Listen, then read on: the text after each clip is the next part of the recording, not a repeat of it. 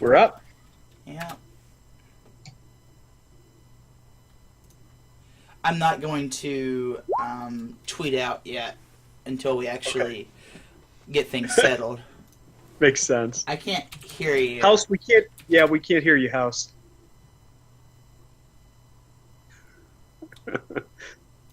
Poor House.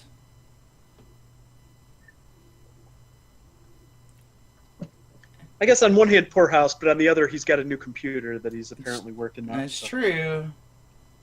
You son of a gun. Alright. What is this? Oh, I do not need Geth's character sheet. No. No, you don't. Can I sneak attack? Alright. Got the chat pulled out. Boom. Well, alright, so I need... The real test is that I need somebody... Well, obviously I need someone to follow me, but I need to test it. So let me go back over here.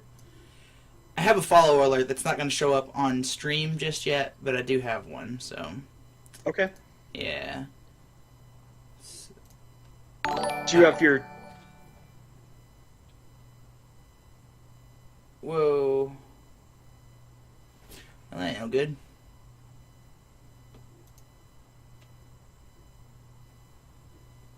Oh, Can you hear me now? yes. Hey. Okay, I guess I just had to log out and log back in when I flew the mic in. Was that? I'm going to test this again. No, okay. Alright. I as soon as I tested the follow, it, Oh, Keyjar had it. yeah. Coincidental timing. Yeah, no. Oh, God, that's too much light. Alright, much better. Yeah, so my daughter broke my laptop, so I took the Oh, the whole opportunity to- laptop. I thought it was just a... Oh, shit. Well, she cracked the screen on it. It's still kind of usable, but it's got this big crack going down the middle of it, which is kind of annoying. So Oh, yeah, Yeah. I bet. I built myself a new desktop. Ooh. Get yourself a Logitech C920. Those are really good webcams. Or a C... I think... those are like 60, but like a $30 one's like a C400 or something like that. And they're really good too. Alright, I need to add Joe and Skippy on here. Really, the only thing I'd use it for is this, I think. So You gotta be committed. That's right. I've got my sweet built-in laptop webcam going.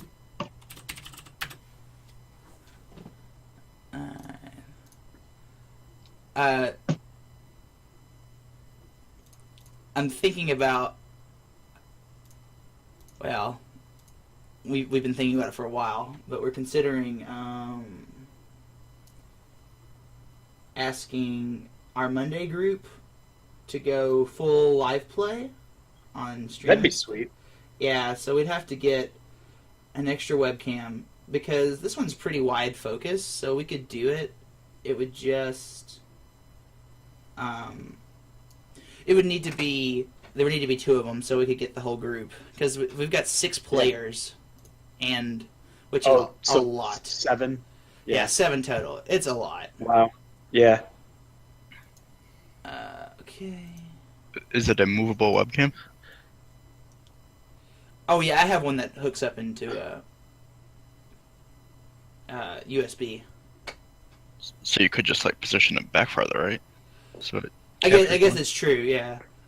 Typically though, we sit in the round, so we'd be catching someone's backs or something. So we'd have one. Unless you facing- mount it, Yeah. Unless you mount it up on the ceiling or something and do the overhead view, but that'd be pretty goofy. Yeah, we're also thinking about some setup for board games. So a camera directly on the board and then a camera on the players would be useful as well. So Yeah. yeah.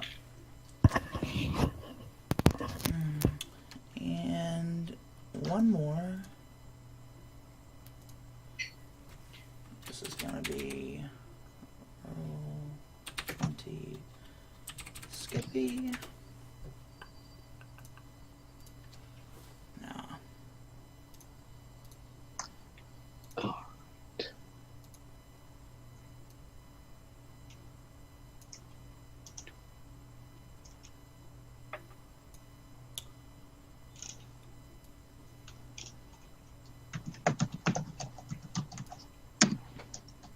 Okay.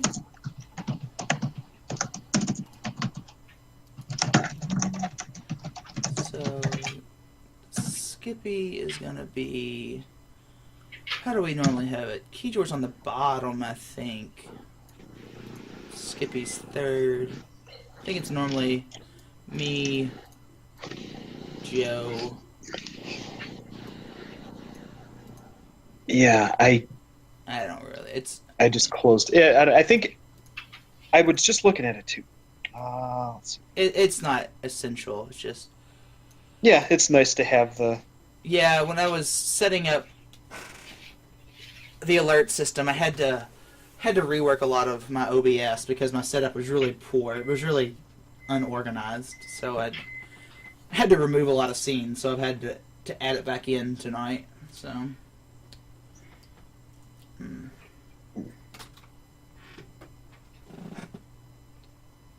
Oh, All right.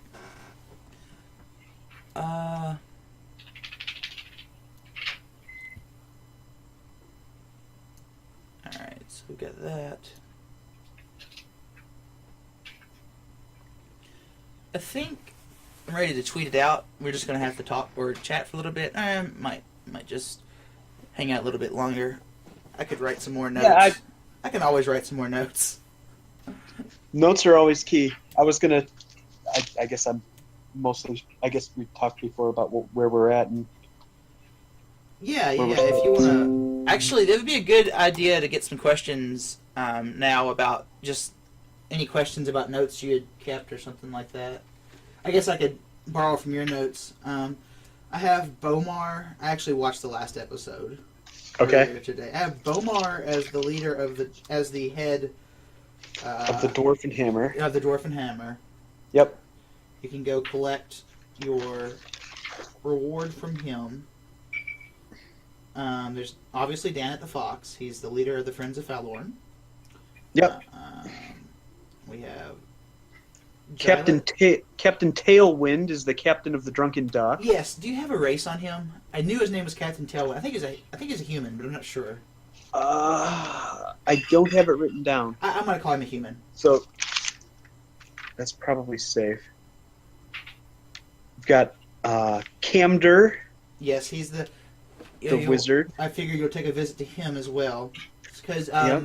you can learn any of those spells so long as you have the gold. So Okay. how much gold do you guys have right now?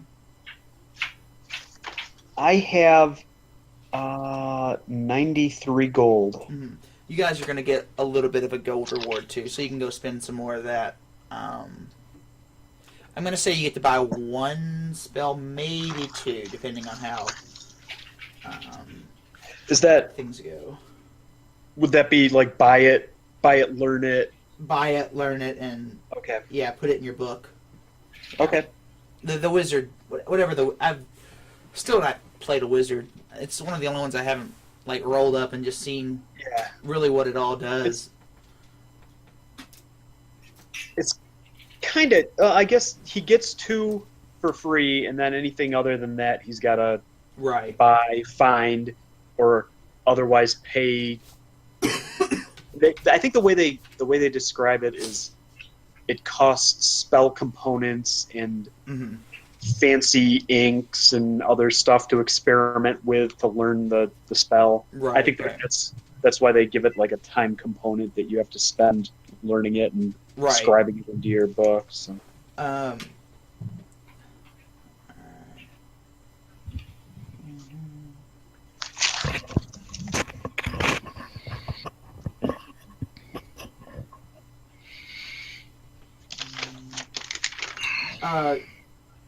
Jortix, you do know that the mages of the Conclave, if they're a certain rank, they're called questioners. You would just know that.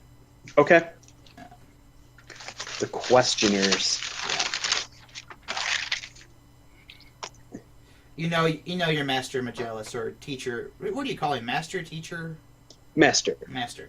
You know Master Magellas is a questioner. Okay. So that's a rank above Sentinel, but below the Council. I think the Sentinels were kind of like the soldier. Well, Like- I've taken your idea of the Conclave, but Okay. I've really. What's going to happen here tonight is Okay. would not We're gonna be learn what about you think. Yeah, it's not what you're going to expect from the write-up you Okay, gave cool. me. Yeah. Okay. I almost just lifted it word for word, but I thought that was I like the idea I have here. It's That's pretty fun. I think. that sounds good. Perhaps there are other functions. I guess you would know. You would also know that the hierarchy of the conclave is kind of like the Catholic Church, where Okay. you have it's like archmages and questioners and stuff. But I mean, the only one that is that's truly like exemplary is their Pope figure, and I don't think you would know his name. You just know that your master goes and he votes on things and he asks questions and he has a leader. But I'm not Okay. really sure if Jortix would know all the finer details of that. I mean, it kind of makes sense that he wouldn't, because Jortix isn't a very experienced wizard, so Right. he wouldn't have been personally involved, and the wizards like to keep things to themselves. Right. So I it kind makes of sense think that he wouldn't know. I kind of think a possible arc for Jortix is this desire to be a questioner in the future. I mean, I'm just not giving you your character, but a possible motivation would be, well, before he set out on this adventure, would be to come home from his adventures, show Master Magellas how grown up you are, and then he would start taking you to the conclave, and you could start the process to become ranking up and stuff like that. Well, yeah, I mean, what he knows about the questioners is that they have kind of unrivaled magical knowledge, and that's Right. kind of his thing, is he wants to gain all the magical knowledge he can get. So, Yeah. I mean, if nothing else, as a consequence of that, becoming a questioner would be something he'd be interested in. Yeah, for sure. Yeah, very good. Maybe gaining the knowledge necessary to become a questioner would be Yeah. a trigger for him. But And questioners Yeah. are all about gaining knowledge. Once you maybe this is a key point. Once he actually sees what happens in his little session, he'll just be like, "Oh my gosh, I have to see what it takes to become one of these." But you know that they have kind of an assumed authority over all things supernatural. I mean, they're not really granted 100% power to make decisions over magic things, but the kingdoms pretty much, unless they do something really wrong, the kingdoms just let them handle like arcane criminals and stuff like that. They let them handle it themselves. okay, If a mage were to go and do take it this way, if a mage were to go and use like mage hand to steal something, that would be in the kingdoms. Like they would try him or whatever. He would be thrown in prison. But if a mage used some crazy spell and blew up, half the wall of a city, well, obviously the kingdom's going to be mad. But the conclave takes them in for their own session of their own little forum. So, and giving you Okay. just a little bit of backstory, so you're not completely, because I think you would have at least this much knowledge, and then the Okay. inner workings you're just kind of mystified about. So, yeah, so the high magical crimes are best left but to the wizards. yeah. There's not really an Azkaban, but if there was, they would be the ones that determined if you go there or not, pretty much. Because it would have Okay. to be a really bad, really arcane type. Divine and Primal, sometimes they get called in because it is magic. But a lot of the time, the different churches or the druidic circles, they all they kind of handle that. But sometimes they get called in as specialists and stuff because there might be a little bit of mystifying bits of primal magic that they didn't quite understand, and a really good researcher, like a questioner, might go and observe some things and help them learn about it. So, stuff like that. Yeah, the normal non-magic people can't tell the difference between nature magic and Right. arcane magic, so... Right. Well, it's magic! Must call the wizards! Yes, exactly. Man, this cough needs to go away. Ugh. Let's see here. Alright, so Captain Tailwind.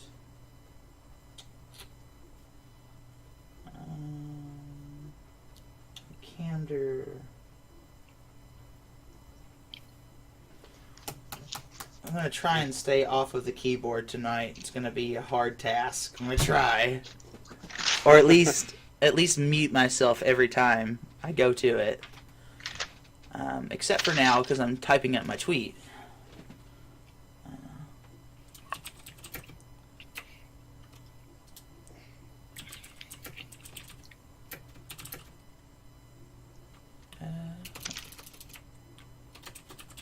Pack RPG Season 2 Career.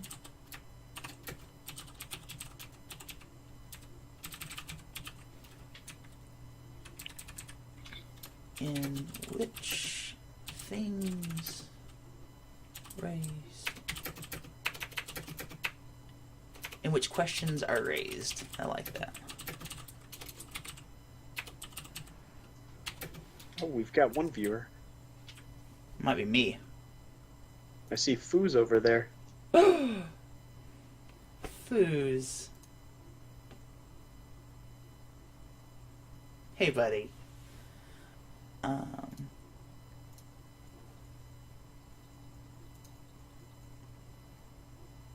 Need to pop this out. Come on, Skip.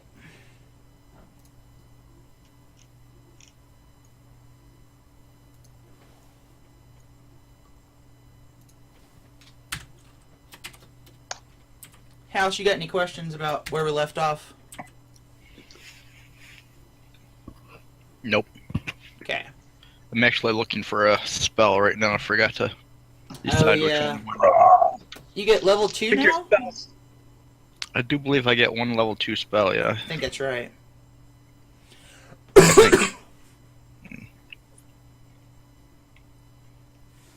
It's going to be a pretty exposition heavy. I mean, lots of premieres, or lots of new arcs. This isn't quite a brand new arc, but we're definitely going in a different direction. So, expect a lot of exposition and maybe get a little action in there towards the middle end. House, how do you learn spells? Do you have to pick one that you know? You have a certain number of spells known, right? Right. Right. It's kind of like a wizard, except he just gets one. Okay. He has a very selective list. Ranger lists are very small. Yeah. I think they're smaller than paladins. Yeah, he only gets... Oh, Okay, up to 5th level. I see. Yeah, but their spells are more powerful at 5th level than... Well, Yeah. just because of how they actually aid him in his combat situations, or whatever you might say.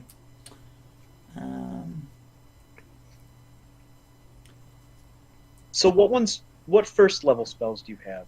You've got Hail of Thorns, Hunter's Mark, and Speak with animals. Speak with Animals? Yeah, because Okay. he used that with the birds. That's right. That's right. What ones are you thinking about? I was looking at Silence. Ooh. You know, Which might come in handy. we could put that. Control. Does that? Oh, there's Skippy. Good. Hey, Skip. He is to the left, Yep. and the stream is good.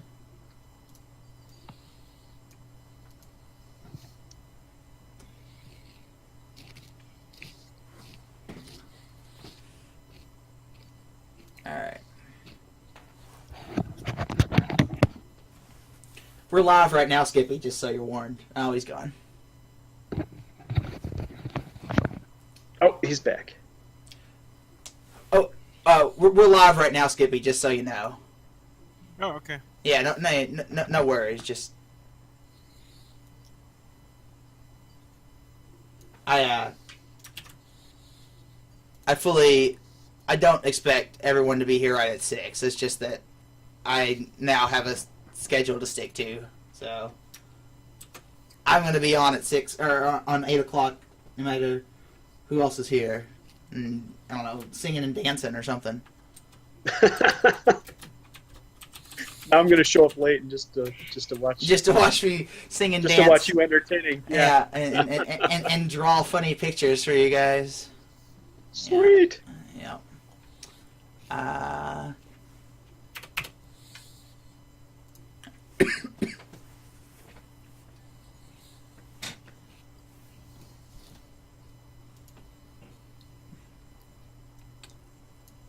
So I think we do want to go and have a little bit of a roundtable about what we've learned for our level 5 upgrades. So take just a minute, figure out what new stuff you got, and then we're gonna go around and see what you guys got for level 5.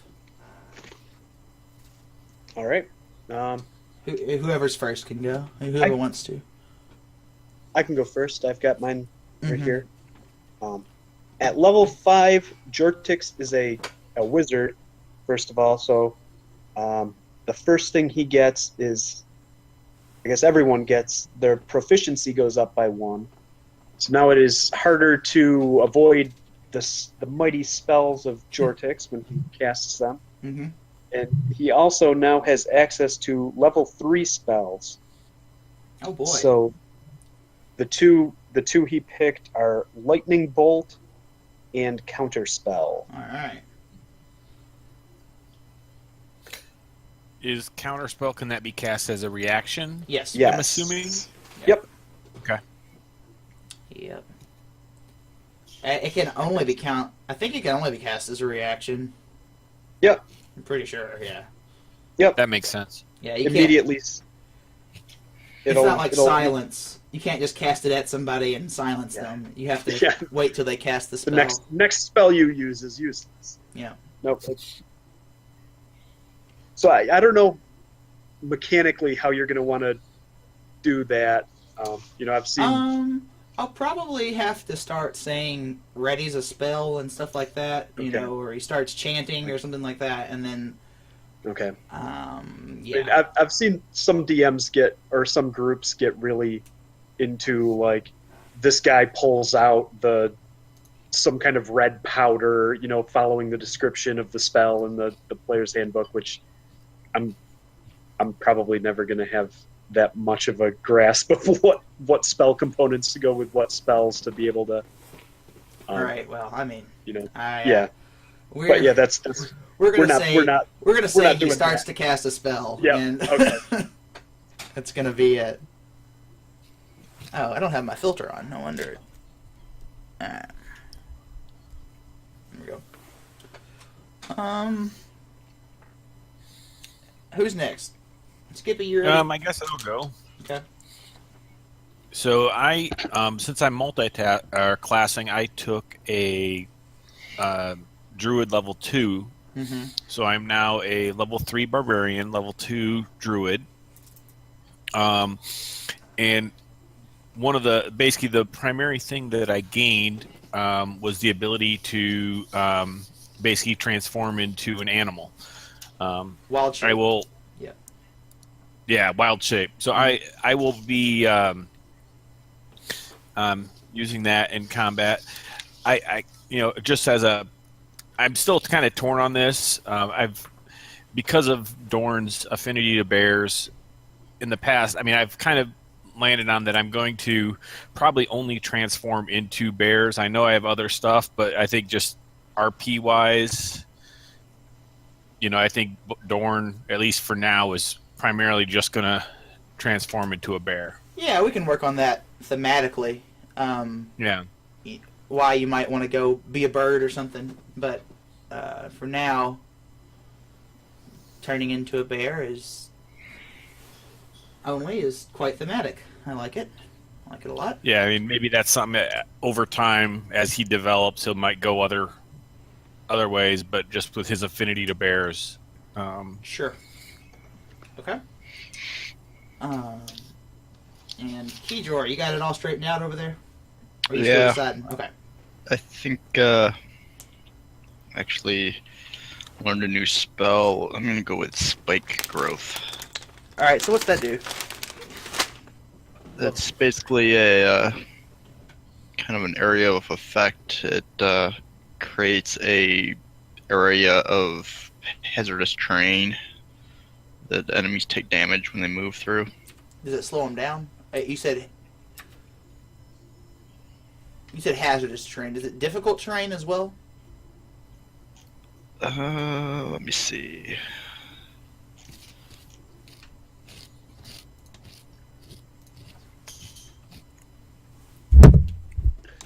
I'm not. It's page. I just got it up. 277 in the player's handbook. Difficult terrain. Takes damage when it's in or moving through the area.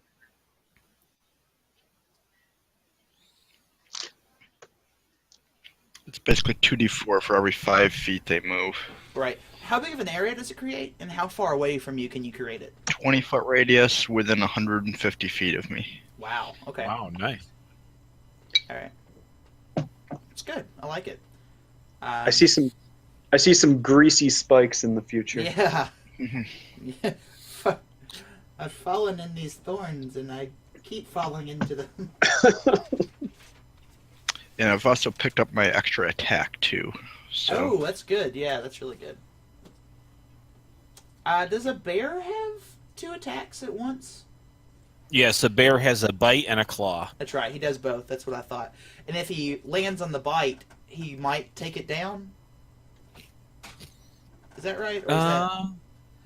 Well, I don't think so. There was nothing about taking it down. Might be a wolf only, or like a cat. I think it's the wolf you have to make some kind of a save against. Well, Ona obviously does it, so we know it's dog creatures. Yeah. And just for specifics, I didn't mention, but I took the Circle of the Moon path for the that's the the best druid? for just wild shaping. Yep. Yeah, and that's primarily that's really the whole reason I was multi-classing is I wanted to turn into a bear. Right. You wanted to be a barbarian. Yes. They've started. You can only hope to contain them. We are ready then. I don't think there's anything. Well, I owe you guys rewards from Bomar, but I don't think there's any other housekeeping that we need to take care of, really. Well, I have in my bag, or I'm carrying it around. I have some magic boots. Right. And so yeah, I'd like to take it over to that wizard and have somebody look at it and see what they do. Yeah, Jyla or Camder, either one. So Jyla is the house that you are at. She could look at them, or Camder could look at them. So either way, you'd be fine. But we'll get into that whenever we're going through. Whenever we're handing out loot. So, and it had to be difficult, and I think I made every item up. So you guys are gonna have to write some stuff down and keep notes on it. I have notes on it, but you'll want to. Be right back. I'm not really sure if I made it the easiest to to macro into your stuff. So might be some paper involved.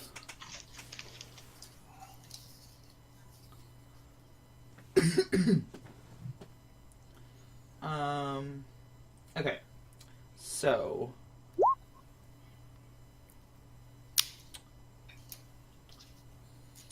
everybody ready then? Or is he? I'm good. Everybody I'm good? good. All right. Kijor, are you there? Yep. Okay, cool. Can't see you, buddy. I can't read your face. Okay. All right. Maybe next time. Yeah. Got 2 weeks, mister. All right. So we've got with us, with you all, we have our fearless adventurers, Jortix, Dorn, Kijor, and his pet dog Ona in the house of Jyla Domir, a mage of the Conclave, an emissary to the Heart of the Forest. The Heart of the Forest is a city in the actual heart of a mountain, being Altrixie, with their naming conventions, keeping it secret. And you guys have just escaped a harrowing encounter with a giant rock snake and a red priest powering it through what would seem to be this giant purple crystal that you have in your possession now.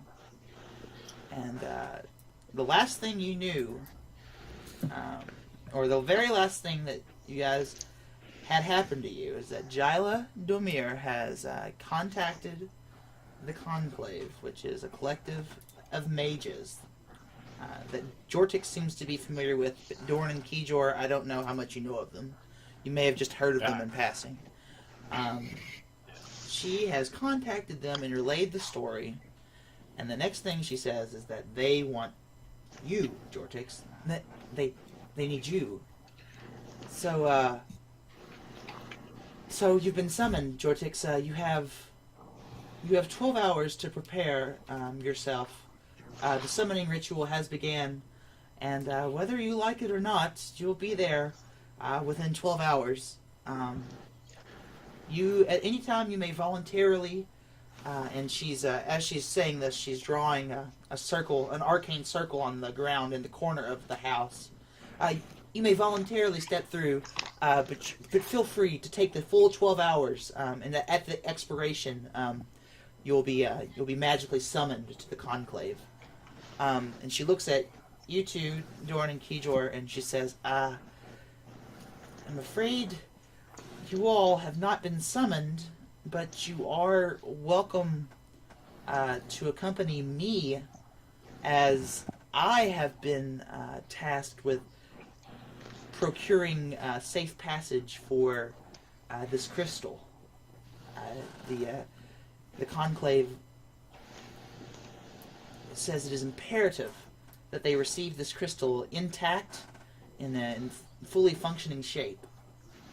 So I am leaving on the morrow whenever the captain of the Drunken Duck, I believe, is heading out tomorrow. I'm heading out with him, with the crystal, and I would be honored and thankful if you two were to join me.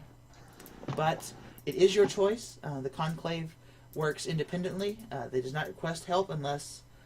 They do not need your help unless they have specifically requested it, and you may feel free to choose as you'd like.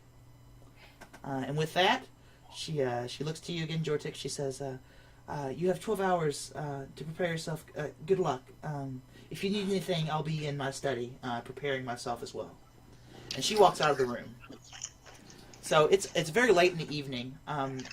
We'll call it 8 o'clock at night.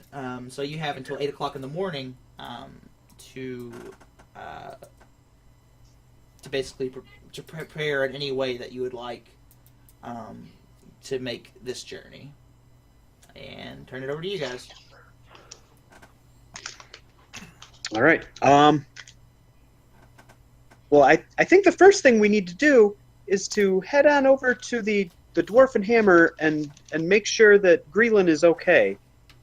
I'm kind of worried about him. He was hurt pretty badly in that fight. That was the dwarf that was Yeah, with us, that correct? that was the cousin that accompanied you guys. Yep. Yep. Yeah, let's head over there. I guess there's no real conflict or anything. It's a very peaceful walk over to the Dwarfen Hammer, and you approach familiar sign, and you hear a lot of clanging and tinkering, and it actually seems like as you walk in that Greeland is handling some stone, and he looks up and says, "Hi lads, I need to thank you for what you've done." We were just glad we could help, and I'm sorry we weren't able to save your kin. They'd been gone for a long time. We had feared the worst. It is hard to face the truth, though. Glad it seems that they didn't have to suffer much. That terrible beast probably made a quick end to them.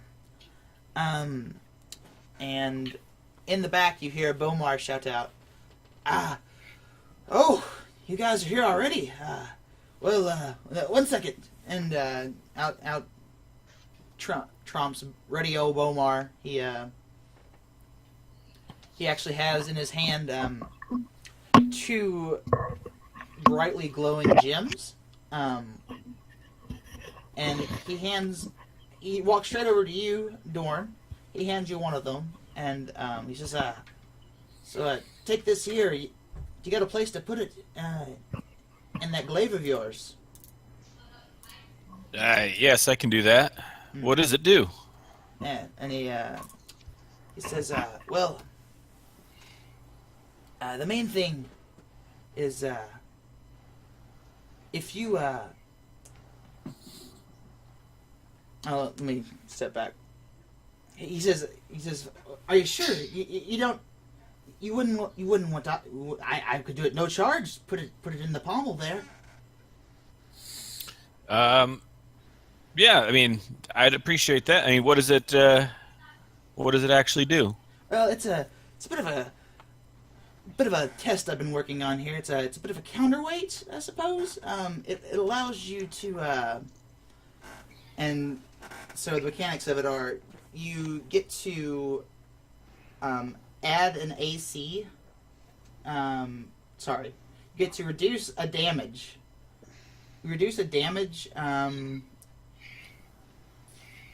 Reduce all damage by 1. Your AC increases by 1 until you're hit in combat. So it's a +1 damage reduction. And your AC is also +1 until you've been hit, in which case it lowers it back down. And after each battle, after you're hit, you'll need to spend at least a short rest. I guess. And he comes over to you. Now you'll need to polish it and keep it faceted just right. And he's showing you how he's going to fasten it into the polearm. So yeah, +1 damage reduction, +1 AC until you're hit. After you're hit, you need to take a short rest to polish it and fix it right up. Or longer. You can take a long rest as well. Okay, mechanically, because my bear form has its own hit points. This only works when you have the it would be when out. Dorn is hit. Yeah, it's when Dorn. Yeah, so it's only it's only when you have the polearm out. It's like a counterweight. Okay. It helps you swing around and block off attacks. Okay. So yeah. Okay. Cool. Well, I really appreciate this. Thank you very much. And I hand him my glaive to do whatever he needs to do. Right. Come back in the morning if you don't mind. I'll take. This is a beautiful weapon. I wouldn't want to scratch it. And he puts it aside and he takes another gem. It's not quite glowing the same. It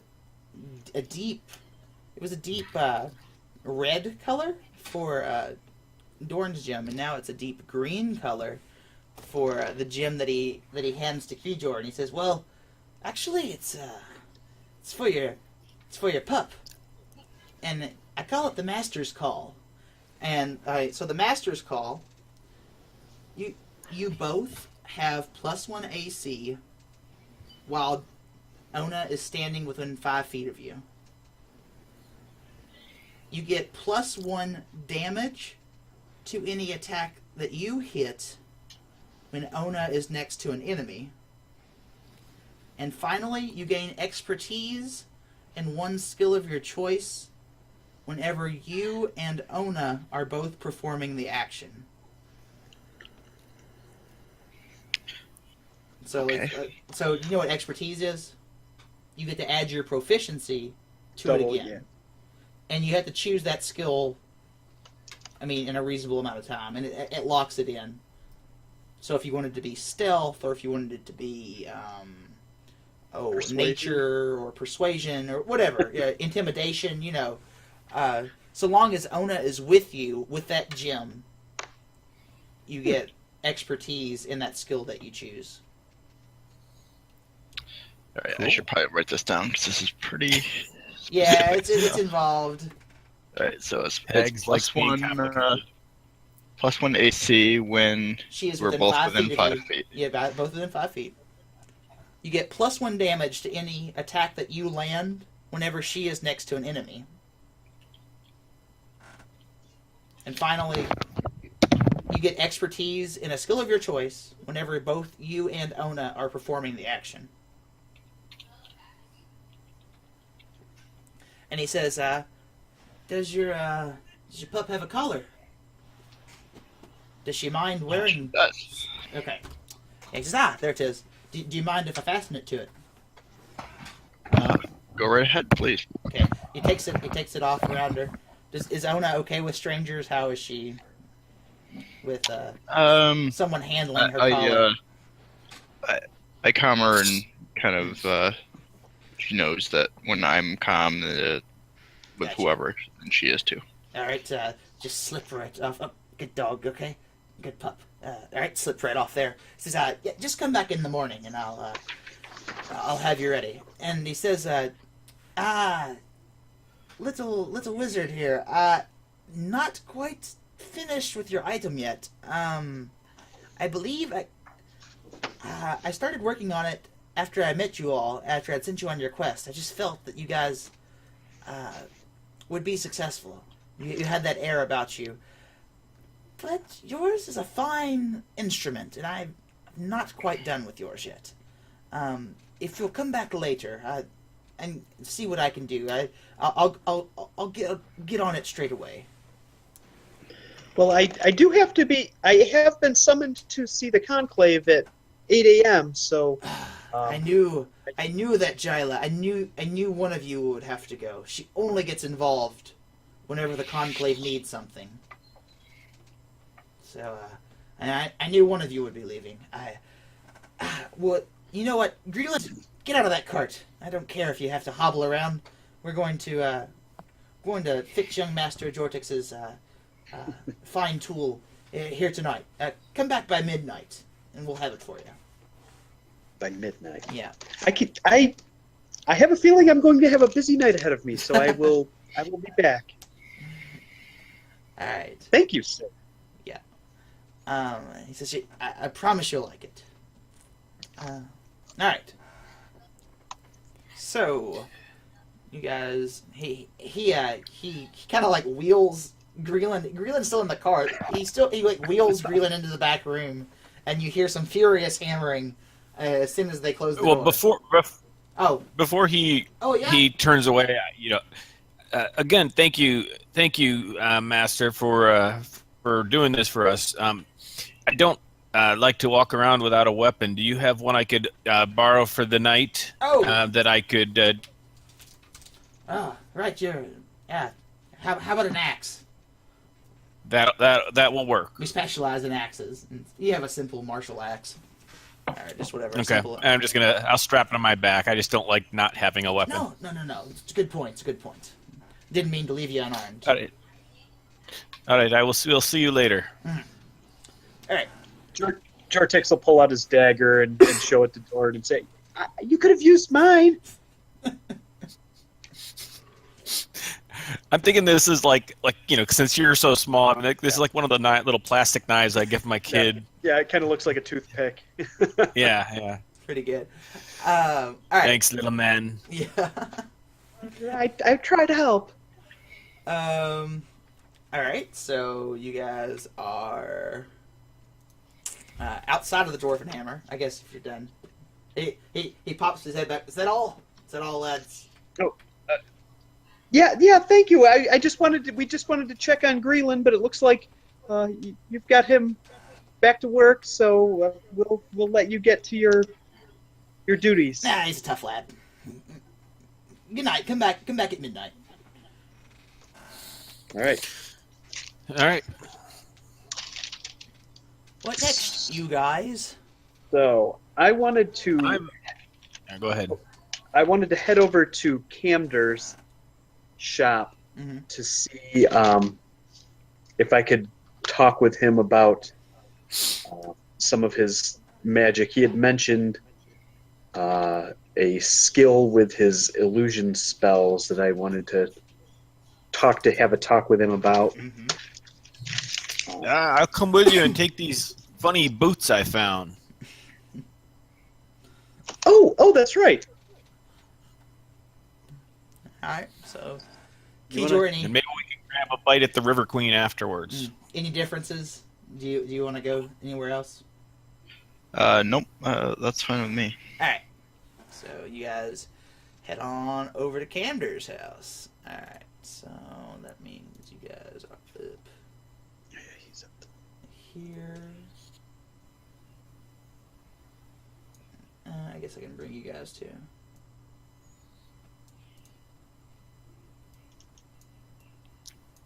Not Jyla. Jyla stays. Good old Jyla with a J. Oh. We'll keep half of Jyla. Oh.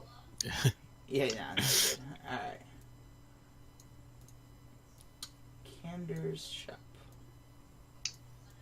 Put Dorn and. Alright. You guys are blocking the thing that says Camder. Jerks. Alright, cool. Hobble on over, or not hobble, you walk on over to Greenlandwood Hobble. You walk on over to Camder's on the harbor side of the Heart, and you notice that nightlife is, all the shops are open late. There's quite a bit of activity. Seems to be pretty happening. And Camder has a light on, and as you approach, you see him reading a book.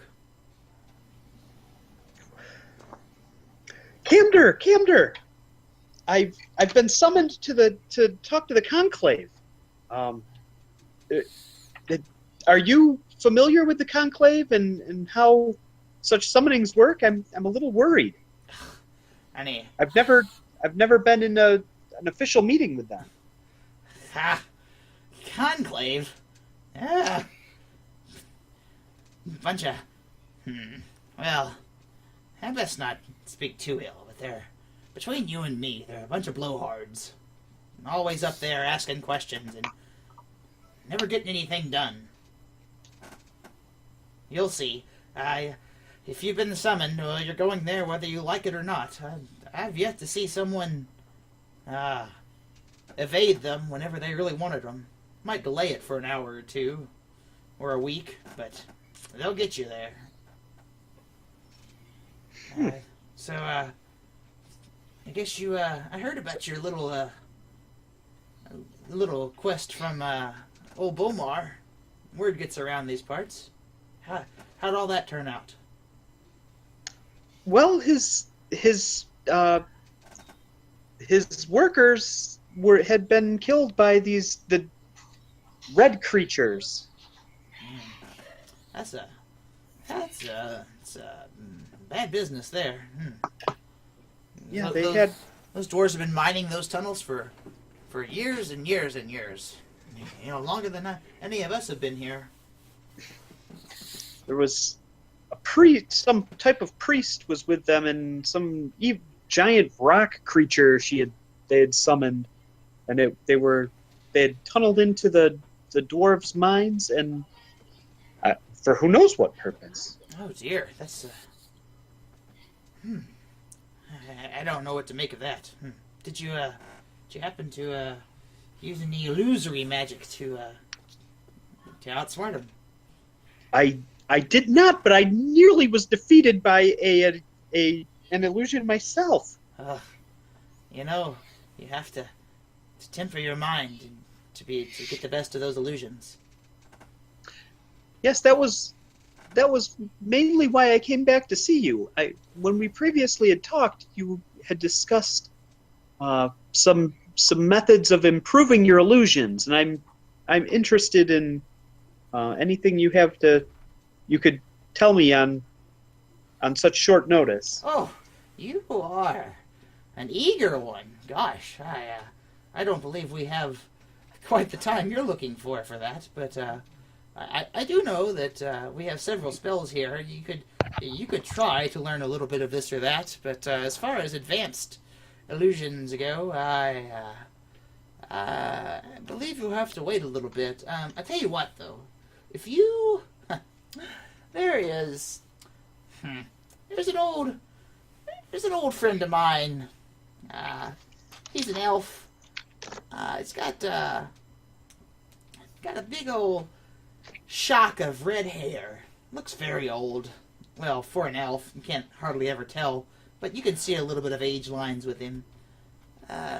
If you see him up there and you get him to laugh, I believe I'll know. We and I keep in good touch. It'll get him to laugh. I believe I can teach you a thing or two about illusions. An old elf with red hair. It's a what? It's not like other elves. He's a strange one, I tell you. He keeps it short and shocked out, and you'll know him when you see him. He's the only one. Most of the other elves there are walking around like they've got something up their hind end. Jortix gets a little smirk on his face and kind of dances a little bit as he's excited about the prospect of making a haughty high wizard giggle a little bit. That sounds like an excellent task, Camder. I'm sure they could use a little to lighten their mood up in the conclave. I'll do what I can. During this whole conversation, I've been like wandering around his shop, and I'm like picking at books or poking things. And I thought we discussed this last time. Can you keep? Whew, God, you have very large fingers. Can you be careful? Those pages are old. Lots of weird stuff here. Yeah. So, let me see those. You're holding a couple of boots there. Let me see those. Yes, I brought these for you to look at. I got them, and I hand him the boots. I was hoping you maybe could tell me what they do. And he actually pulls out his quill.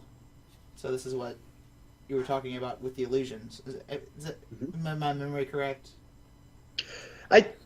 He had said so. I thought he had said something about improving his silent illusion. Right. His silent, yeah.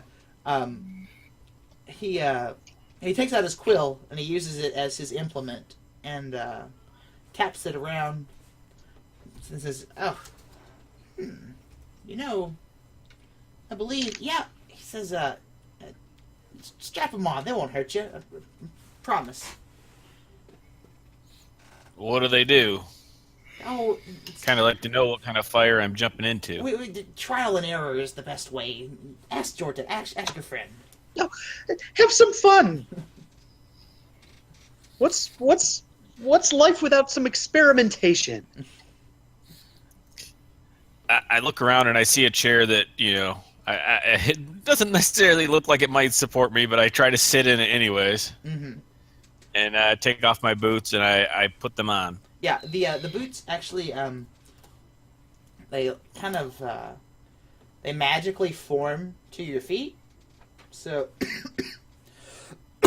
they looked a bit big, but when you put them on and strapped them up, they seem to fit perfectly. And this is a property of most magical items like that. And then so it's just all right. Come over here and stand in the middle of the room. Okay. And he gives a little flick of his pin, and a wave of force knocks you over. So you're on your rump in the middle of the floor here. The books kind of shudder in the shelves. You know, whatever. You don't take any damage, and just fell on your rump. And as you go to stand back up, you very fluidly stand right up. And these boots do not cost any movement speed to stand up from a fall. Normally, I think it costs you half of your movement. Half your movement. Yeah, so you just get a free stand up. Oh. Yeah, those are good. Kind of picturing it like the vampire kind of just... Yeah. Yes. It's like, whoa, that's kind of going to take a little bit to get used to. Yes, you're... I mean, you might be able to...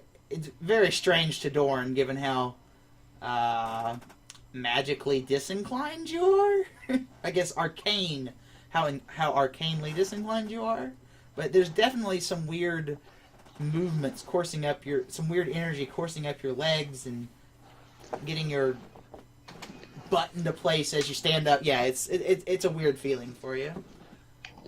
See, I told you that would be fun. Jortix is going to run over and kind of try and lift up his leg to knock one of his legs to knock him over so he can try it again. I just kind of just get my leg at him and just push him away. Oh. Yeah. Well, Well, what about you, lads? Were you summoned? He points at you and Kijor. No, we are going to be making our own way there with what's her name? Jyla. You could call her Jyla. the pretty woman in white or whatever Dorn would say. That wizard lady. Yeah, that wizard lady. That magic lady.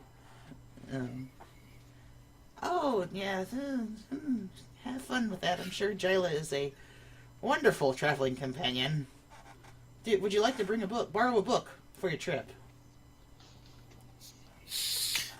Dorn just kind of scoffs at him. I would love I have my own pillows. I'd love to bring one, but I have a feeling the questioners are going to be keeping me busy. Oh, yes. If you're being summoned directly there, it could be... Well, at least you're not going to an open forum. The longest one of those took 8 months, I believe. 8 months! Oh, they take breaks. Don't worry about it. For a simple laboratory, I would expect 4 to 5 days. If you really strike a nerve with them, though, they could take you a week. How long does it take for the boat to get there from here? The last I know, Captain Telwyn, he's always claiming that old duck of his can get there in a week as well. If that can get there in a week, I'm sure a more seaworthy ship could get there in 6 days. Shave a day off. All right. No, Well, thank you for your help with the boots. Absolutely. we do have some time. Is there? I know we don't have enough to learn any of the more complicated magical matters. But is there anything that we could work on in the short time we do have? Oh yes, we have several spells that you could learn here. Anything in particular that you were looking for? And he starts just kind of thumbing and fingering, indexing through the different shelves. You could have. Oh, here's a spell that treats the little white spots that plants get on them. That's a good one. And he's just. And here, this one will. This will clean every corner of your house, except for the far upstairs closet. That closet's always the hardest spot to clean. Do you sell any potions here? Oh, potions? No, you'd have to go to the.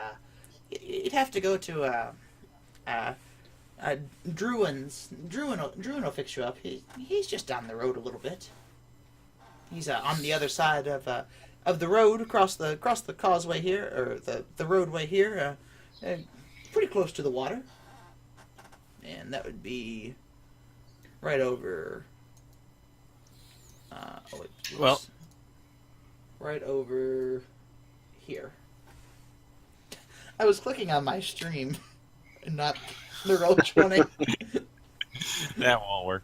Well, little man, do you want to stay here with the wizard? I might go across the street to the River Queen and get a bite if you're going to be a while. Yeah, I think I would like to go over some spells with Camder. We'll see what we can learn. All right. All right, so then I'm just going to... hey, Kijor, do you want to go grab a bite while this little man has his fun? That sounds fantastic. I didn't mention it, but Jyla gave you all. She gave you all 100 gold apiece to make preparations. So you should have close to 200 gold apiece, I think. Yep, 193. Yeah, I did not do a good job keeping track up to this point. I think you have equal. I think you have equal amount. So I think 193 is right. All right. All right. So we'll let Jortix have his fun. Okay. Yeah, we can.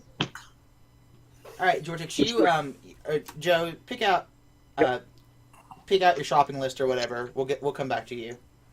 Okay. Yep. Kijor, what are you doing? What are you up to? You gonna go with Dorn? Actually, before I leave the shop, I'm gonna pull out the little green stone with the rune on it that I've been carrying around. I'm just gonna see if Camder knows or have seen anything like this before. Oh my God, you're gonna have to remind me where this one came from. Yeah, where did that come from? Well, this is from my backstory. It was given to me by the giant. Right. It was the Ona and this green stone with the rune on it, which he didn't say what it was, but it seemed to be of some importance. Right. I thought it was the one from your backstory, but I was not sure. It's like, didn't want to tell you something else. And he says, he looks at it and actually kind of doesn't quite bite it like a gold coin, but almost puts it right up to his mouth there. And I think you're this didn't feel arcane to me, son. You're looking for a different type of magic here, I believe. Okay, worth a try. Dorn looks at it, or looks over at Kijor, and he's like, "Can I see it?" Sure, take a look. So I kind of just look at it, and do I sense any druid magic in it? Well, you would probably feel more magic in it than Camder just said he did. You feel a little bit of energy coming from it. Okay. I feel something, but I can't tell you what it does, but it definitely kind of resonates with me a little bit. Kind of, not quite shocking, but it kind of, I guess, leaves, if you were holding it between a couple fingers, it might have like buzzed and like maybe left them look like they fell asleep or numb for just a second. So it's kind of like the energy. You feel like a little vibration, and you let go of it, and now your fingers are a little bit numb. Okay. So I tell him that I'm like, well, maybe if we run into maybe a more experienced druid, you could ask him. All right, so I take it back and I tuck it back into my pocket, and I'll head out with Dorn. All right. Okay. Okay. You guys go over to. You said you're going to the River Queen. Or you're going to go to the potion shop. Yeah, I guess let's wander to the potion shop first, and then we can wait at the River Queen for Jortix to be done with his fun. All right. All right. We'll say you go to the potion shop unless you're looking. This is going to be a simple transaction. Just figure out what you want to buy, and subtract the gold, and then you have it. So, ask me if it looks like a rare item, but you can get health potions that are the 2d4 plus 2 variety. I don't know what exactly those are. Are those the basic ones? I was actually going to look to see because I have normal, like now I have some healing potions of my own. I was looking to see if there was anything else that would supplement just normal healing. Okay. They have. There are all kinds of potions that you can buy. Let me pull out my DMG. Yeah, I'm actually just trying to. If you didn't have a shopping list already, let's try and make it on the fly here for you. Okay. Well, if you want, you can. I found a list online. I'll look real quick, and I can. Well, if you want to deal with Jortix, and can ask you if something's available. Okay, yeah, you guys just go back and forth with me here, and I'll let you know what's up. Potions. All right, here they are.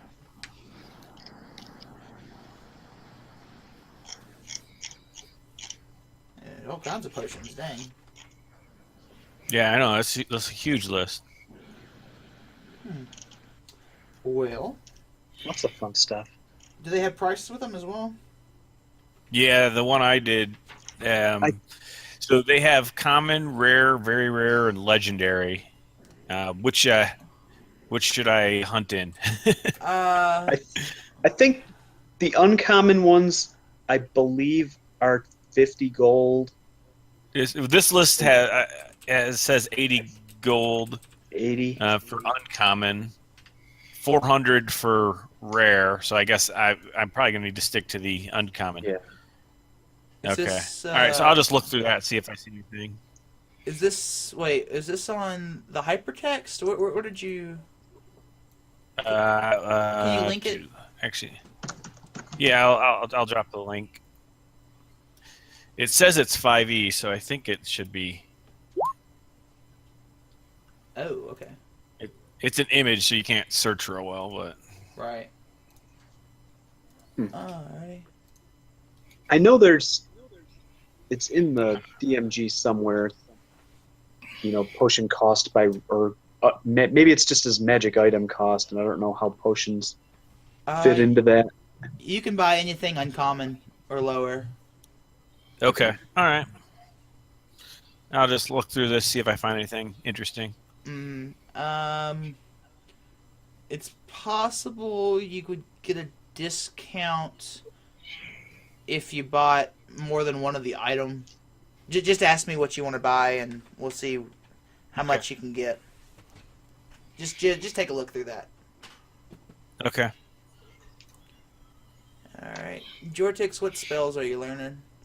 I really would like to learn Levitate. Okay. I think that would be useful. What level is Levitate? It is a level 2 spell. Okay.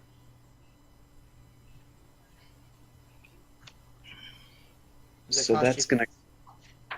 I believe it is 50 gold per spell level. So So it's that'll 100. be. I can cross off that one I just put in front of the gold on my sheet. Okay. And it takes you 2 hours, is that right? Yes. Well, you and Camden All right, can and- have glorious times. Yep, I'm Levitating sure each we're other. levitating each other and maybe some of the books in his shop. It's Leviosa, not Leviosa. Ah.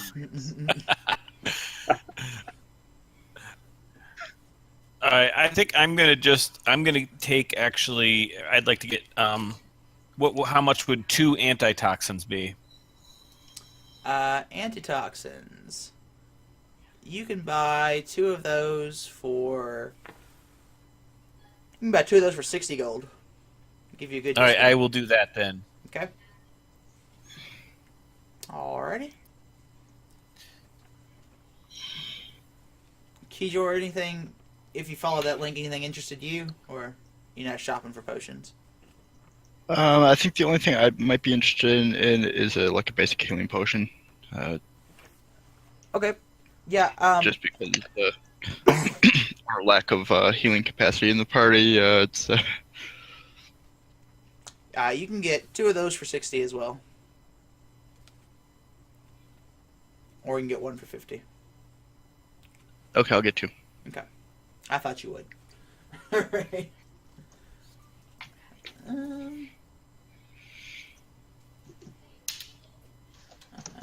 Okay, I'll be right back, guys. Alright, Jortix, so you don't get any spell slots, you just know Yep. an extra spell. Okay. Yep, that gives me another option for preparing. Alright. Alright. My daughter will be very excited that I can Hmm. do the levitation spell. Trying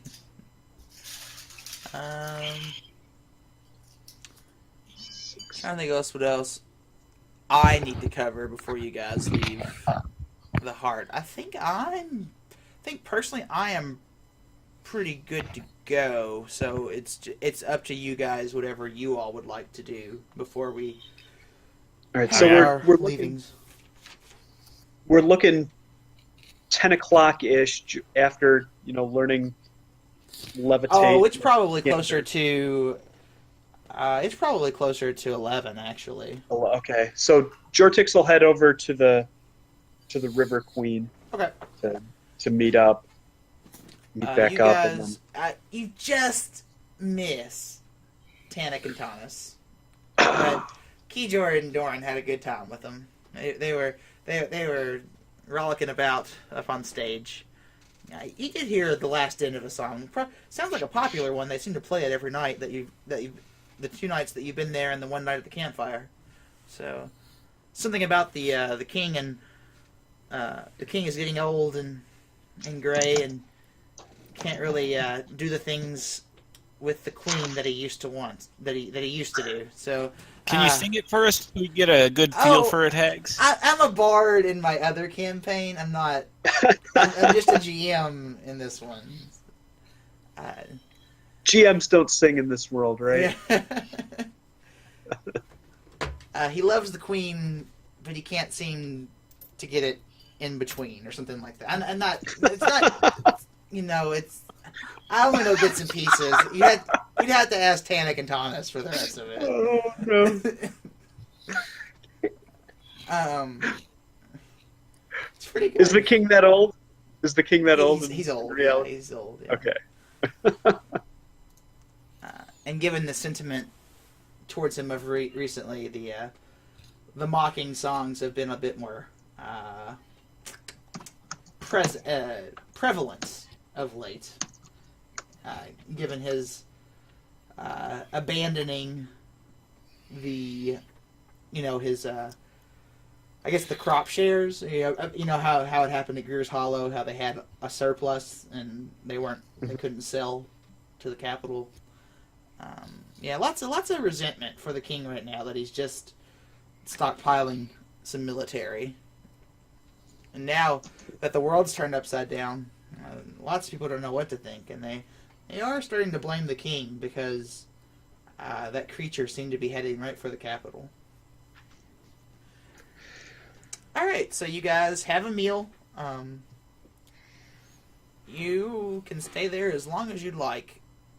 Did you have rooms? Did you have a room rate set up or not? I think we've been staying at the River Queen. Yeah, I assume Yeah, that. I think we did. I think it was a gold for like a month or two. Yeah, So- I think Yeah, we we- had a long-term. Yeah, you have a long-term deal there. So yeah, you can choose. Jyla did say that you're welcome at her house at any time of the day until you all depart. And of Yep. course, the offer is there to you, Jortix, should you choose to step into the circle early. It looks like, yeah, we rented a room for 4 weeks Yeah. at a cost of 2 gold total. 2 gold total. Okay, all right. Yeah, I was thinking it was My notes. a gold. Yeah, I had it as a gold for each 2 of weeks. you, but I gave you buy 2 get 1 free. Yeah, there you go. All right, I think that's how it worked, or something like that. Alrighty. So I guess we got to head over and pick up Jortix's. Oh yeah, it's getting Whatever that it's was. probably midnight by now. So All right. All right, we'll walk with the little man. all right. And monsters come out and you die. No, you guys get over to the Dwarfen Hammer. Still a couple of clangings and bangings going on, but he hears you approach and he says, "All right, wrap it up, Greeland. It's gonna have to do." Okay, nope, just pound it out. Come on. All right. Are you good? All right. Yes, Master Jortix. In. And, All right. I come in. he hands you a wand. Actually, it is a very fine, dark piece of metal, and it has a lot of filigree on there. You don't know how the hell they managed to put this detail in it in the short amount of time they had. But there's also a bunch of, looks like glass beads on it. And he says, now here's the genius part of it. Look inside each of these glass beads. And in it, you see a little filament of a different type or color of metal coming, just kind of sticking up into each glass bead. So it looks... The beads aren't really big, but they make a noticeable, they make a bump on it. And he says, now, But the they're theory kind of behind it embedded. all, Okay. the theory behind it all is, well, I just give a little spell cast with it. So cast a cantrip. Okay. I will. Dorn seems to have gotten some mustard on his cloak while they were eating at the River Queen. So I'll cast Prestidigitation to kind of clean him up a little bit. Okay, sure. All right. You cast Prestidigitation, and the beads start lighting up, and you count that there are 5 beads. Like there are 5 distinct beads with 5 different filaments, and they light up, and then it returns to normal. And they go, ooh. He says, well, not quite what I intended, but I think it's there. I think it's there. And here's what's supposed to happen in theory. All right, Joe, this is the most complicated one yet. All right, Oh boy. Oh boy. your wand. Your wand has 6 charges. All right, you have 6 charges on the wand. Okay. All right. Every time you expend a spell slot of 1 or higher, you roll a die. If you roll a 15, 16, 17, 18, or 19, so 15 through 19, you get to roll a d4 and refund a spell slot that the d4 lands on.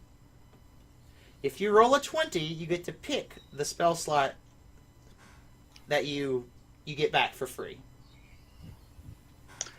Ah.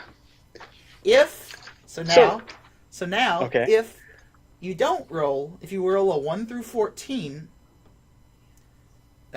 just for a free spell slot, just cast a level 1 spell. Okay. Just pick one.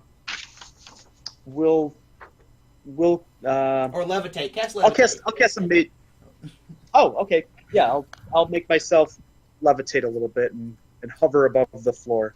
All right, so we're gonna pretend this is a 1 through 14 roll. I'm sorry, it has 5 charges, not 6. I'm an idiot. There's 5 beads. It has 5 charges. I'm sorry, 5 charges. You have, if you do not roll a 15 through 20, if you roll a 1 through 14, one of the beads lights up. So you notice a lot of lights binging around, and whenever you cast that spell and it was done, instead of fading away, the spell cast lit up, and it stayed lit. One of the beads is lit. So if all 5 of those charges get lit, you get to roll the d4, and you get that spell slot back. Whenever you recover a spell slot, you have to spend a short rest to get the wand back with all of its To charges. turn off. Yeah. Okay. Yep. Turn off the lights. Yeah.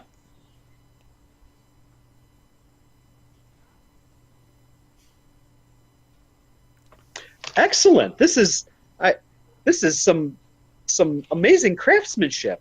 How did you do this in such a short time? Oh, I tell you, it's an older model that we've been working on. It used to only have about 10 or 15 of those beads on it, but we've been working on getting it more efficient. And only one strand of metal, only one filament apiece. There's some damn precious metal in there. Be careful with that wand. This is a great treasure. I'm sure I will use it well. So if you take a look at it, you kind of notice, you might notice a kind of spot or two where they actually had some beads on it before. So he might literally be telling the truth when he says it was an older model, but they improved upon it. Yeah. They worked on it. That seems to be how they got it so detailed so soon. Okay. Previous detailing that Yeah. they reworked. Says, yeah, we wanted Cool. to get it down to just 2 beads, but twining those filaments together, oof, we about blew poor Greenland up one time in the testing. Oh my, it was nasty. Oh well, arcane magic can be pretty tricky if you make mistakes. There's not much room for error. Hey, well, I hope it serves you well. Oh, I appreciate it very much, sir. I guess as a note, you notice whenever you cast the cantrip, it didn't light up at all. So Yeah. cantrips don't. Yeah. Yep. So I'm not filling up my bulbs with cantrips. Right. All right. You guys have all your loot. You've level 5, and it's late at night. It's about time for the next arc to begin. Are you guys excited? I'm excited. I'm excited. Yeah. All right. Sounds like ready. All right. So. All right. You guys ready to get some shut eye, or what's the plan here? I think Yeah, I think so. Jortix is going to head. I think I would just as soon get to the conclave as quickly as possible. I know Danet said we had some amount of time before the creature was in a dire position, but Mhm. I'd rather not, waste any time if we can. So Mhm. I'd like to get started right away, and I think I can. Mm. We probably should make plans for where to meet after the council's through with me. Wow, what foresight! Wow. Did Jyla say where you were headed? Well, you know that you're heading towards the conclave. You just assume that there's Okay, they're some meeting. way to receive ships there. Okay. Okay, so this is I go to the conclave and then they meet me there non-magically. Yes. I take the express train and they have Yeah, to take they're. Jyla mentioned that they were afraid to magically summon the crystal without doing extensive research on it. So, have to do it the old-fashioned way with some elbow grease. Hey, Hags, what happened? I remember that when we were down in the tunnels, like I think we had found, like, I don't know, a medallion or something that was Yes. like basically digging the holes. Yes. What happened with that? Did we give it to You Jyla? have it in your pocket, I think. I think Okay. You were the one that held it up in it, right? Was that you? Yeah. I think it was. Yeah, I Dorn. think I would have given it to Jortix just because it would, after we got out of the Okay. hole, just because it would have made me nervous to keep it. Okay. All right, So, Jortix, you got that I too. would have asked And I- Jortix if he would have wanted it. Okay. I think, well, I'm sure the conclave is going to want to examine this amulet as well, and I'm not certain that it's safe to carry it with the crystal on your ship, because that seems like it could cause some trouble if if it happens to mistakenly end up in too close proximity to the crystal. You could have a ship Yeah. sinking incident. Yeah, we And don't want I don't that. think we want that. So I'll ask Jyla about it. Maybe I can take it with me. The circle's at her house, so that's where I need to head anyway. So I can kind of follow up with her, and if she thinks that's safe to take it with them, she can, and if not, I will take it with me. Okay. Sure thing. So you can find Jyla up in her study, as she said. Okay. She are you just like, as you walk in the room, do you just kind of like have it held up, or what's your approach here? I'm gonna. Well, I guess I'm gonna knock at her door first. Okay. All right. Jyla, it's Jortix. Oh, I didn't mean to shut it. Come in. Thank you. Before I head to the conclave, I wanted to ask you about the amulet that reacts with the crystal that you're taking. And I'll hold it out to her. She says, "Oh yes, he did. Given what you've told me, I think we should keep these apart from each other." That was kind of my thoughts, but I know you're concerned with magically transporting the crystal. I wasn't sure if that would extend to this amulet as well. The crystal seems to have some ancient magic that we're very unsure of, and this medallion just seems to be some type of conduit, perhaps. Some magically tuned item. So I think this is fine to go directly towards the summoning. Okay, then I will take this with me, and I can present this to the council as part of the digging mechanism that these invaders have been using. And they can start their research on what's going on before you were able to get there with the crystal. And she said, "Quite. Jortix, do you know how a questioning works? You're kind of worrying me. You don't volunteer more information than what is questioned of you of that specific question." Oh, Yes. I had just thought that the questioning was their means of finding out as much as they could about this, and Yes. But they're very good in obtaining the answers, and Well, do you know that there's no truth magics placed on you whenever you go in for the questioning? No magics at all are allowed within the forum.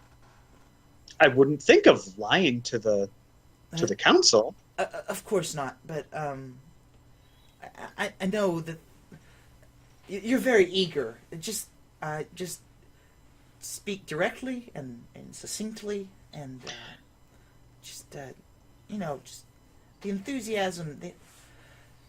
I'm just worried what Rugalin might think of you. Rubalin? Rugalin. Rugalin. Rugalin. Rugalin. Is he one of the questioners?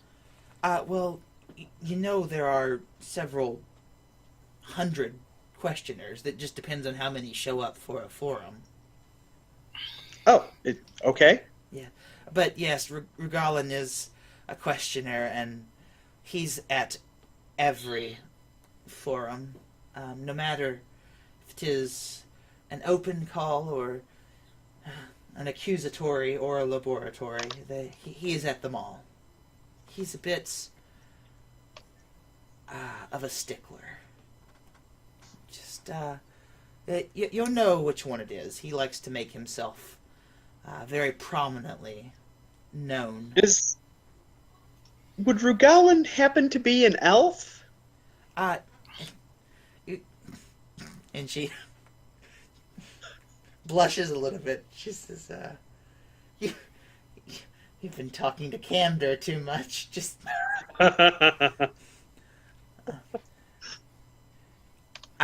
I think you're very good for you've done a lot of good work, and I think your outlook will be a fresh take.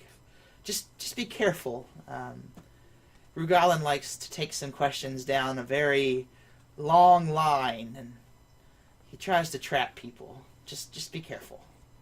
Well, I've done nothing that could trap me. I don't believe so. I'm not too concerned about that. And most people think the same. And she says, "Good night, Jortix.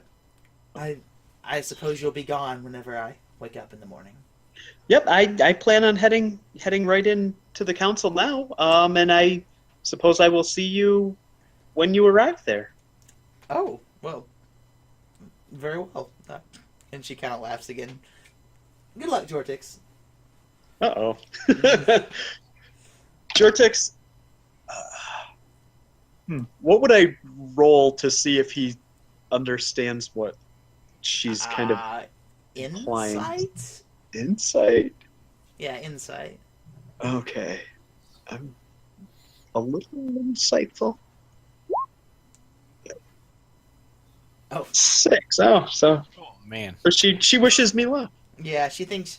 You think she's still laughing about the elf.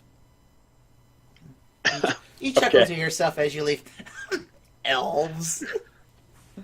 Yeah, I'm gonna make him laugh. Yep.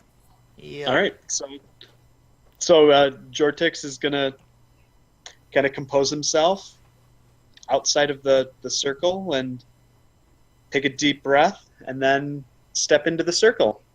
All right. As you step into the circle, you feel a yoink, a jerk at your gut, and kind of just pulling you backwards and in, and soon enough, you things go black for a second, and you realize you're standing in a room that's dark, and you hear a, "Ooh." Who's hello? there? Who's there? It's Jortix. I've been summoned by the council. Mr.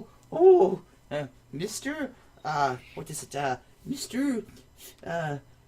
Flamfizzle, is it? Fizzle Flash. Oh, yes, Fizzle Flash. Yes, Fizzle. and that is with 2 Z's, is that correct? That is correct. And, Yes. and 2 F's. Yes. Two Okay. F's. And thank you. And an H. And an H, yes. Whew, it's awfully dark in here. And he snaps a finger, and before you stands can only be the elf that was described by Camder. He looks old for an elf, and he has, I mean, it's like almost like Bozo the Clown, red hair sticking out. I mean, it's weird. Like a red You've never seen an afro elf. witch. Okay. Yeah, you've never seen an elf conduct himself like that. Oh boy. Whew. Look at me. I'm in my pajamas. One second. Oh, I apologize, Well, sir. I didn't mean to interrupt you in your bed chambers. I fall asleep in my office and fall asleep wherever. It's a handy spell. It changes my robes into pajamas whenever I happen to fall asleep, and it's very handy if you're being chased up a tree by a mountain lion and you just need to fall asleep in the tree for the night. It's very, very handy. Who could sleep outside without their pajamas? And another snap of his fingers, and he's wearing the immaculate white robes of the conclave. Yes, let me introduce myself. I am Questioner Edoas. Questioner Edoist. This is a weird spelling. That it is Edouas. Yes, that's an ED, an O and then a U, and then A. Yes, that's 3 vowels in a row, 4 vowels total, Edouas. Edoas. Questioner Edoas. Yes. Nice to meet you, Edoist. Well,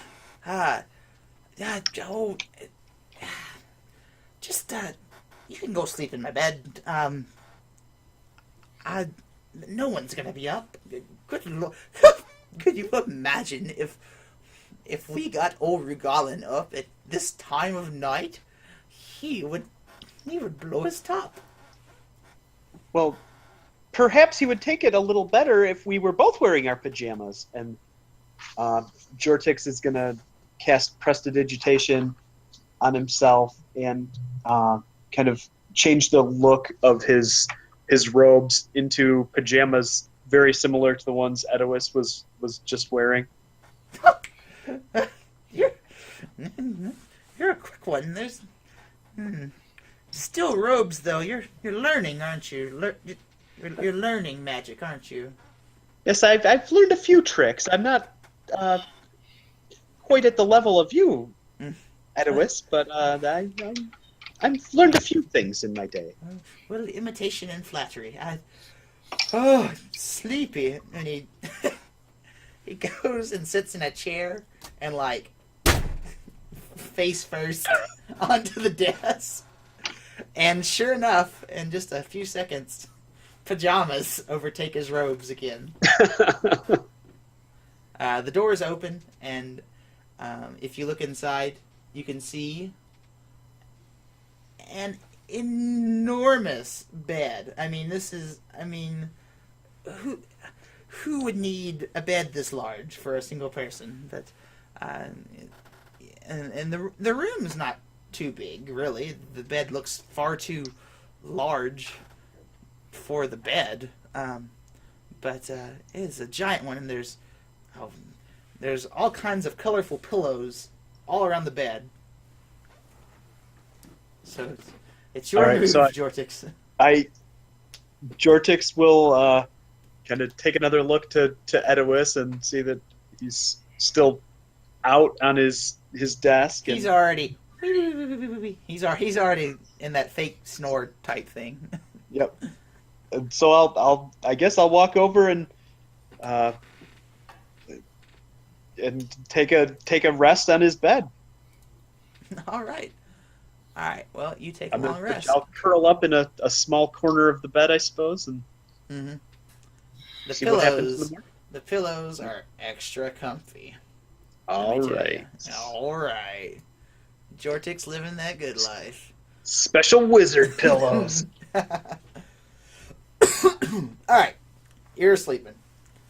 Dorn and Keyjor, where did you guys? You guys slept at the River Queen? Yes. All right. Crack of dawn, you guys get knocks at your door, and it's a serving girl. Hello, a mage wants to speak with you. She's a lady. Hello? I'll be down in a moment. Oh, okay. Just knocks on your door, Keyjor, same thing.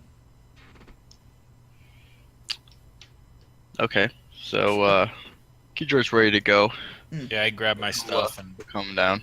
Alright, head down. you guys There's kind a of... whistle to Ona. Alright, you guys are together. Ona has a nice fancy collar. Oh no, not yet. You have to go to the Dwarf and Hammer.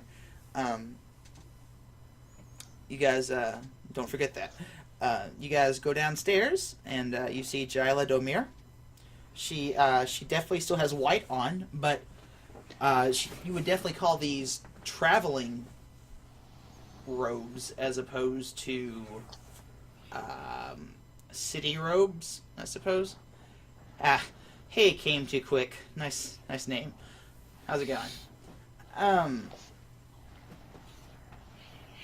Yeah, she's sitting there eating a breakfast. It appears some type of porridge, perhaps, and some looks like some hard bread. And she says, sleepyheads. You I guess you're ready. All ready to go? We need to head over to the Dwarf and Hammer to pick up something, but then we'll be ready. Okay. Well, Captain Telwyn, he's probably not setting off for another 3 hours or so, but a good wizard is always prepared. So, yeah, you grunt a little bit about your perceived lack of sleep stolen from you there, a little bit, and you head on out to the Dwarf and Hammer. You guys gonna do anything else? No, that's pretty much all I need to do. Okay. Alright, so you guys go and you find... And cool chest dude, how's it going? That is... Oh my god, it's Bender. I think. Anyway, you guys head to the Dwarf and Hammer. You have a finally installed counterweight in your glaive, and Ona has a nice new collar. Well, not a new collar, but a nice faceted collar now. Slips it around her. Says, I'll take my axe back, lad. So I hand it him, and I kind of step over into a clearing area and kind of just swing the glaive a little bit. And this is very well done. Yeah, well, we take a lot of pride in our work.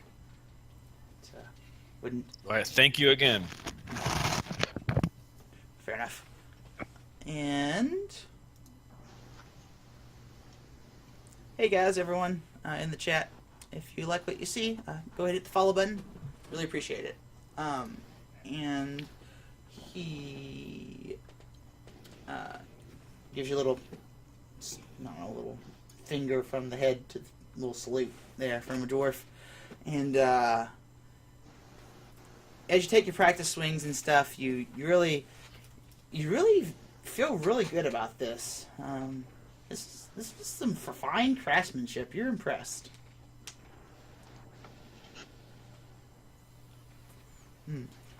The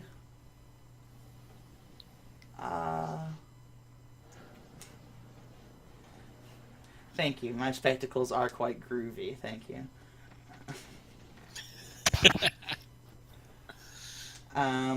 We've got. You got 3 hours to kill, or we can just fast forward it. It's your call.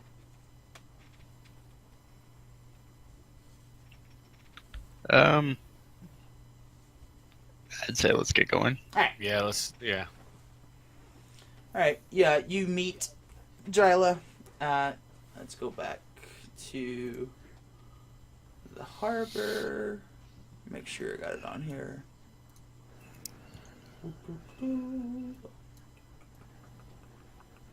Back to the harbor, and you see Captain Tailwind, a male human, who Kijor recognizes from the day previous, or 2 days previous? I guess it was 2 days previous. Yeah, a couple days. They're all my dads. It's, love just finds a way. We should be ready to sail here in just a few minutes. Go ahead and board. All right, I take my pack and walk up the plank and kind of look around for someone to direct me where to go. Yeah, as you to get step out past. of the way. Yeah, as you step past, he says, "Welcome to the Drunken Duck," and you definitely get its name. As soon as you step on, you feel a wobble. Every step you take, there seems to be some sort of, "Hey, thank you, came too quick for the follow."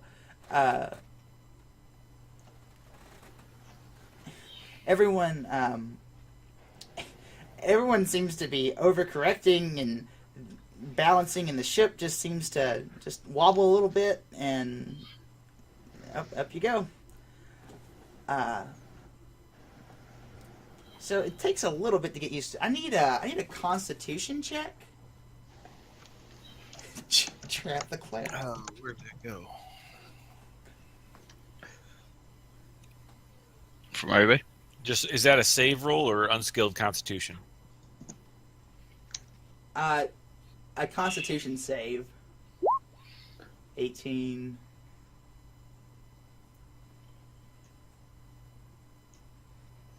Kijor. You too. Yep, hold on a second.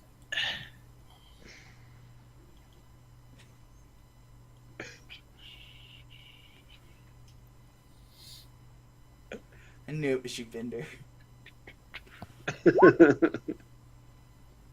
Cool chest, dude. You can't hide from me. Ooh. Kijor, you're not handling it very well. Yeah, you're,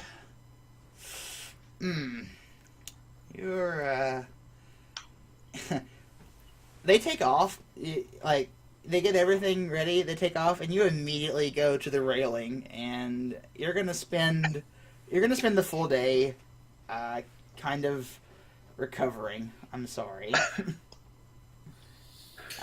You guys need my new levitate spell. Ona just loves the water and the open air, and she's making it worse because she's just bouncing around and having the time of her life, and you just couldn't get sicker at the moment.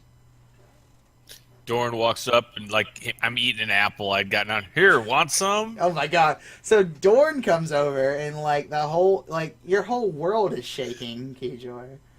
Yeah. And You vomit. yeah, I was just gonna say right on Dorn's foot. Yeah. Alright. Are you guys ready? This is the main event. Do you know what time it is? Skills challenge? Yeah, who can heave the less? No. It is time for Art Night. Art night. Art Night, everyone's favorite. Channel your inner Bob Ross. Yes. Oh, I can't wait for the painting streams I'm gonna do. Alright. Draw a happy tree. Let me get my center of... Oh, right in the middle. I am right on it. Alright, sweet. Okay, so... this is not representative of the coast of Felorn, or, yeah, at all. It is just merely tracking our progress, I guess. Let's see here. Hey, Hags, do you need to bring us over to the right page? I will. Okay. Let me give you guys the lowdown. He's got to get his draw on first. You guys got to see. I gotta prepare you guys a little bit. I'm adding wood grains to this ship. You would not believe. All right, let me bring you guys over. Are you not here? The players. I'm not. It says players. I don't- Ah, shoot. Okay. I need to rejoin as a player. I'll be right back. I never logged in as a player. Are you there? Uh-oh. Are you there, Joe? Yeah, I'm here. All right. Am I muted? No. No, you're good. And let's give a nice big star. Your destination is up there.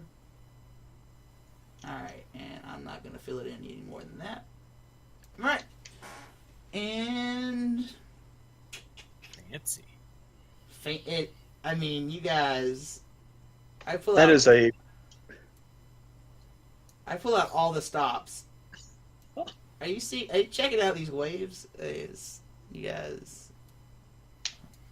Looks like some pretty calm seas.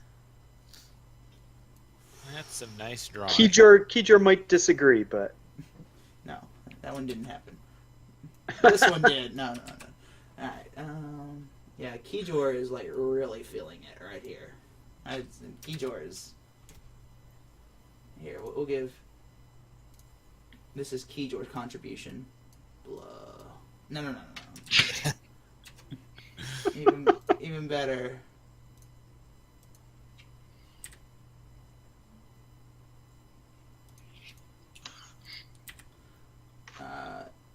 You can tell them by the trail they leave.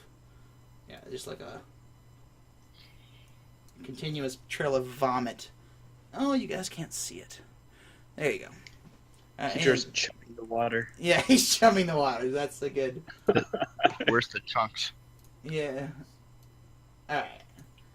Okay, cool. Alright, Doran, the grand mystery. I'll give you a little bit. You pull out of the harbor in the heart, and as you approach the end of the harbor, you start to see the open sea ahead of you. Well, you start to see the river, and beyond the river you can see the horizon for the sea. And as you see what seems to be forest, and everything on the outside of the mountain starts to get building up and build up and build up.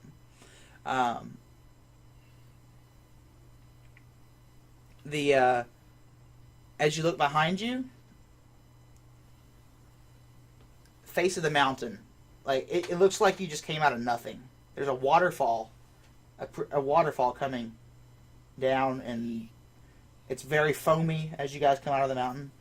Giant waterfall coming down. There's not even like a cave behind the waterfall. It is just blank face of a mountain. Give me an intelligence check, Doran. Let's see if you... Skippy, it's been answered for Skippy. I don't know if it's an answer for Doran. Why is... Ah, shoot, I closed it. 1 second. Alright, you wanted intelligence? Yeah. Of course you did. Hey! You learned a thing or two. From Camder, maybe. Yeah.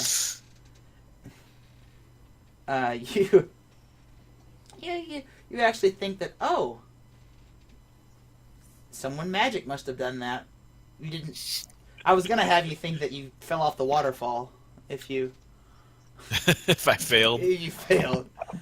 But how do you get back up? Did you hear the reveal, Joe? I didn't. I'm No. sorry. It appears to be a waterfall that's forming the river. It's very foamy where they are. But Okay. and behind it is just blank face of a mountain as they exit the harbor. So it doesn't even look like a cave or anything behind a waterfall. It's just completely Okay. mountain. Yep. Yep. That's the secret. I don't know how good it is, but it's good enough for my world, and you're gonna have to live with it.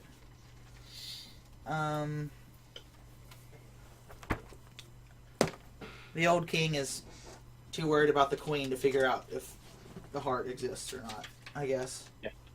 Um, Nothing wrong with a good old magic waterfall. yeah, you know. Well, it seems to be real. You just don't, you're not sure how it's all joined together there. The river gets a lot bigger right after the waterfall, so you do think that there are two sources actually contributing. You guys get out on the open sea, and the duck doesn't do any better. It still wobbles. Are you just now following Skippy? Yeah, apparently I never Are followed you you for before. real? So now I'm following you. Oh my god. Skippy SJ, thank you for the follow. Hope I am entertaining enough to keep your audience. Stick around after D&D. Then we'll have a little bit more. I think I'm introducing a new little segment of RPG after D&D because one RPG just isn't enough.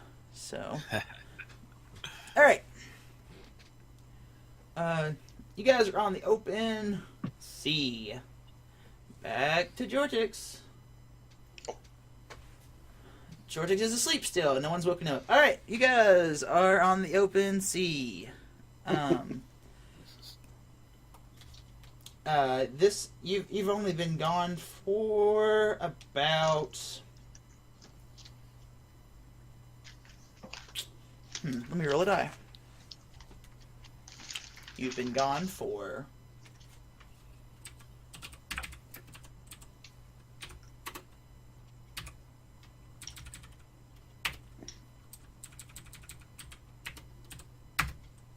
Been gone for 2 hours. When you start to see in the distance a giant shadow across the countryside. A giant silhouette, I suppose I should say. And it appears to be Aren't we out in moving. the middle of the sea? You guys are off the coast. Okay. But you can definitely see, like, the duck has to stay about as close to the shore as it possibly can. It's not like all the wobbling, it may actually be paddling its feet to stay afloat like a duck would. But you see in the distance a massive, like, you can see all the way from the coast where you are in several, I mean, this has to be, man, it has to be a far distance.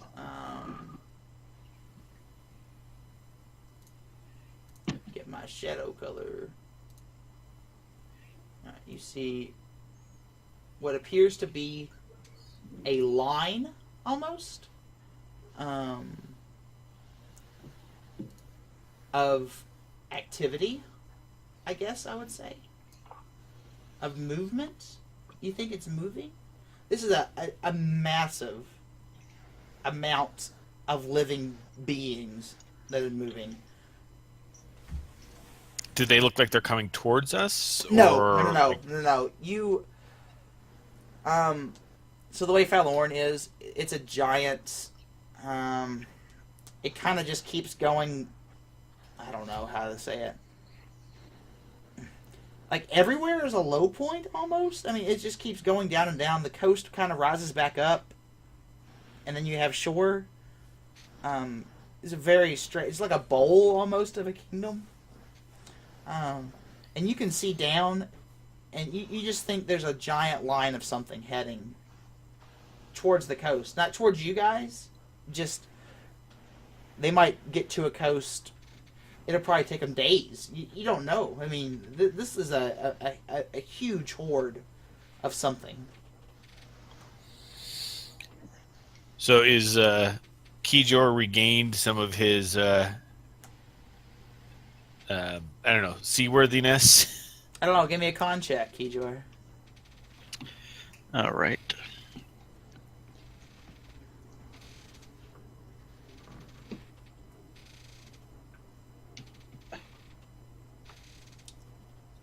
The suspense. Nope, I'm getting worse. Just the sound of his name as another heave comes up. So, are You can there take a any like seabirds or anything in the area that are around the boat, or? Yeah, you can. You're gonna have your con is so bad. You're gonna have to roll. You're gonna have to do the same thing I did. You're gonna have to roll a 1d4 plus 1, and it's gonna be hours until you're able to do stuff. Yeah. I love it when the dice help along the narrative. Mm-hmm. All right, 3 hours. In 3 hours, you'll be able to find a bird. Okay. Skipping. All right, now Jortix. Okay. You wake up. This is the most comfortable bed I've had in quite a while. Complete sunlight, like bright as can be. How long did I sleep?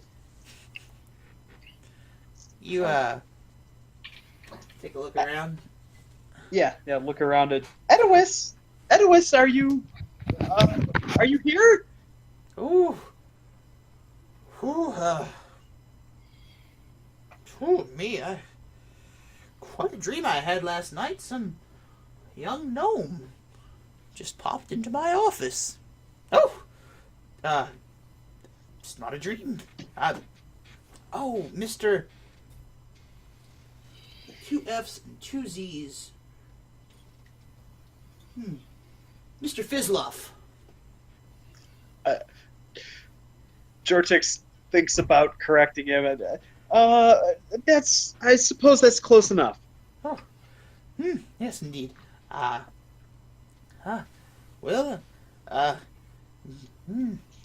We best get to the conclave. We're late. I'll kind of make sure I'm not still wearing my illusionary pajamas and straighten my robes and head on out.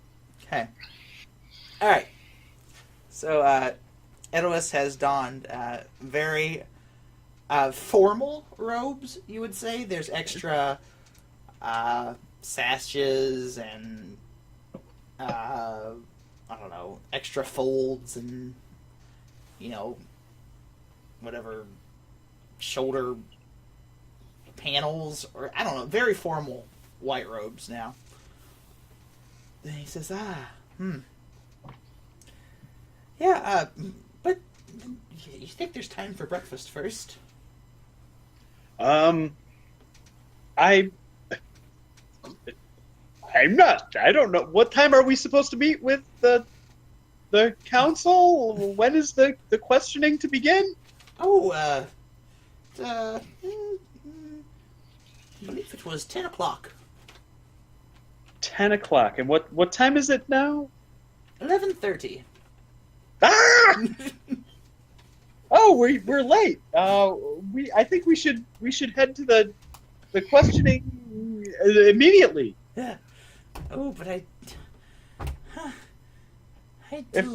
do love porridge. If you insist, we should head to the questioning. If you would like your porridge, and would be able to point me in the right direction, I could head there myself. Oh, do you think? Then you could have your breakfast as well. Do you think you could? Oh. Okay. Well, totter along then. And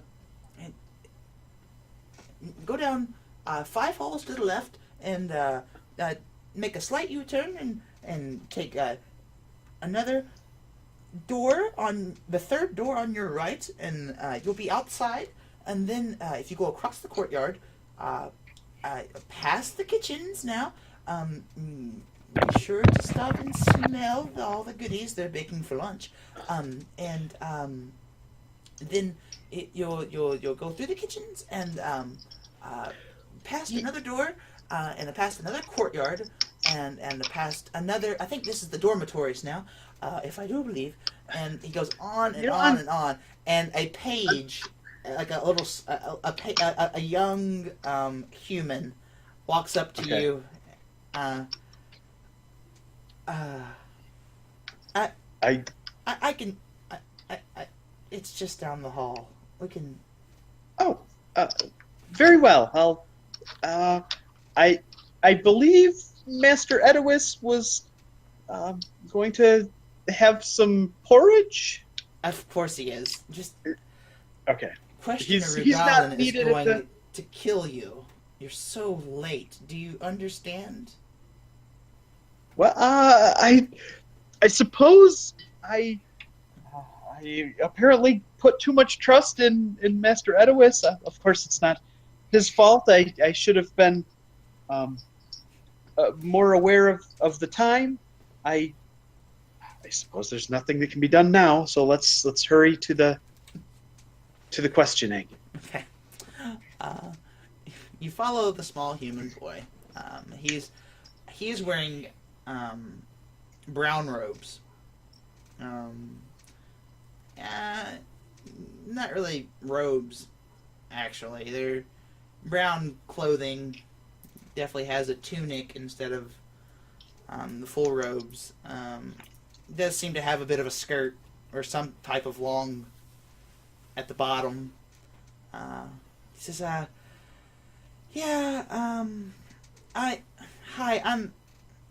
I'm Gordy. Are you, you're Jortix, right? Yeah, this is the right Jortix. Yeah. No. Yes, I'm Jortix. I'm here to meet with the questioners. Yes, you're here for a laboratory. Please try and get the terminology right. They hate it whenever you just try to wing it. They're very specific. All right, 1 second while I bring us to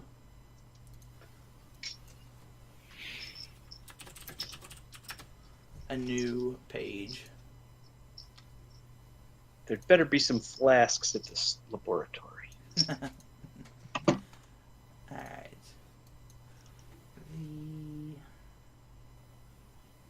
The conclave. You are led into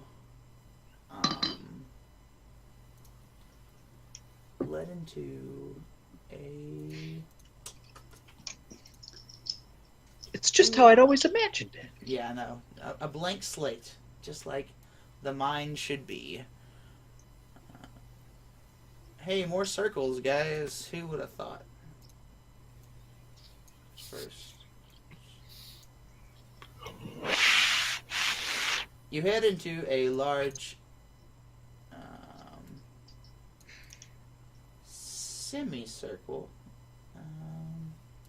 with a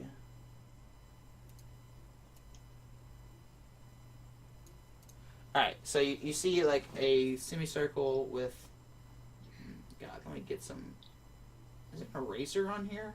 For Christ's sakes.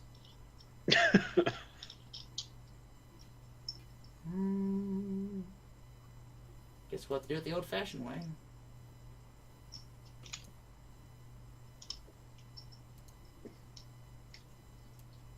No, stop it.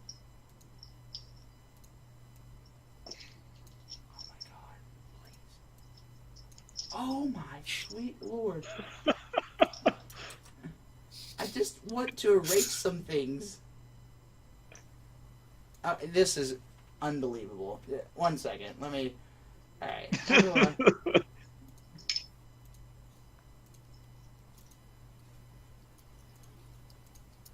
This is what I wanted.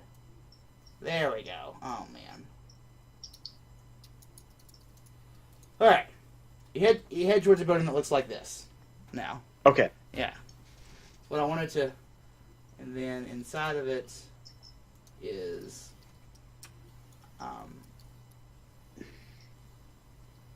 another square. This square is lined by pillars, and on each of the pillar is a likeness. I guess it's a statue. Okay. And you actually notice some of these people carved into the pillars as great wizards that served in the conclave. You read about it in a book one time. And that is all lined around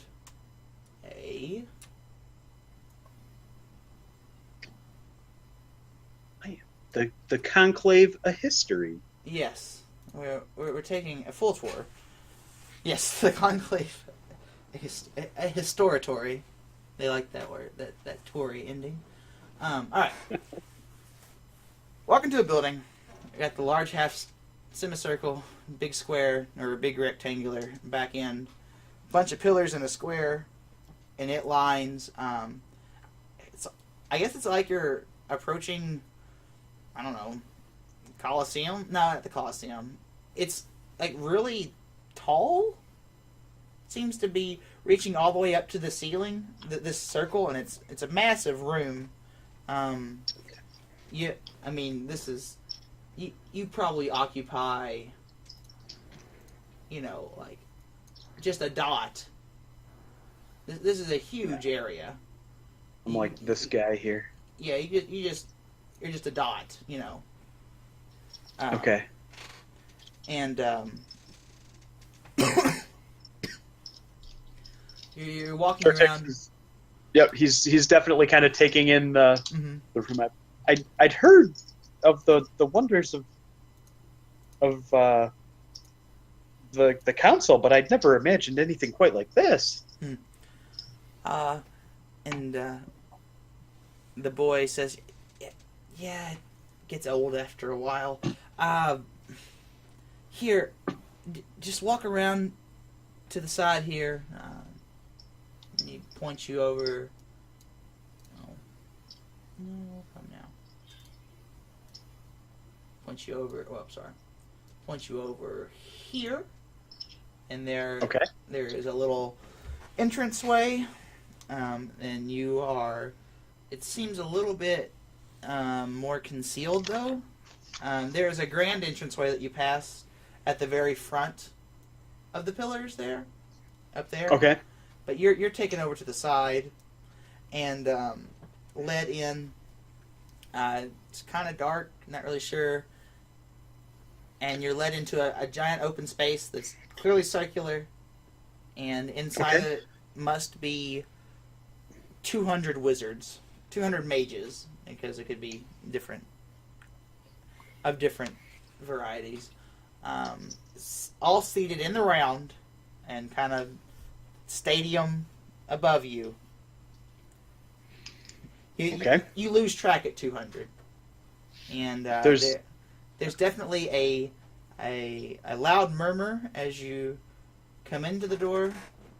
Gets a little bit briefly louder and then quiets down very quickly, and you feel at least 200 pairs of eyes on you for a little bit. There's a hesitation. And then there's more murmuring, and the boy leads you to a chair, and he says, "Sit here. You're gonna need your legs for later. Just sit and rest. And if you ever need water, just tap the pitcher over again, and there'll be water in it." And he hands you. He points to a glass on the table. Okay. So I'll sit down and Is there water in the pitcher right now? Well, if you I'll put the water in the pitcher and take a Yep. drink. Yep. Because my mouth is feeling a bit dry at this point. Yeah. All right. Alright. So now what happens? All right. We're gonna say we're bouncing back and forth. I love it. This is gonna be great, you guys. I can't even tell you. Back to the sea. So we see this line of things here, Mhm. and I noticed Kijor's still bent over the rail. Mm-hmm. I kind of walk over to the captain and point it to him and like say, hey, what's that? The captain says, "Damn, your eyes are good.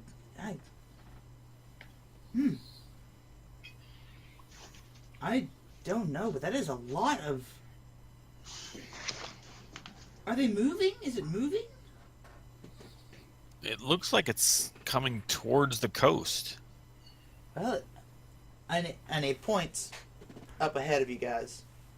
The capital of the city isn't too far. They seem to be making a line towards it. And I guess it's not this close to the...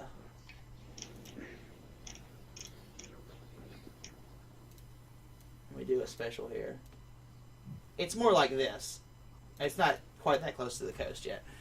But you can still see it. It is just massive. The bowl of the kingdom and the farmlands everywhere allows you to see a long distance. And you definitely see this line.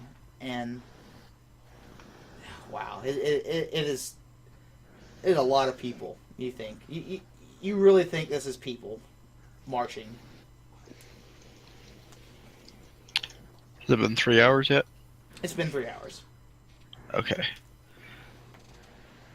So I am going to Find see a if I bird. can locate some birds around here, Yep, find a bird. and I'm going to cast Speak with Animals Okay. because I like talking to seagulls, Uh-huh. and I'm going to ask the nearby bird if it has been near shore, what it's seen. Okay. And kind of squawk. You, men, many men. What color are their skin? Not yours.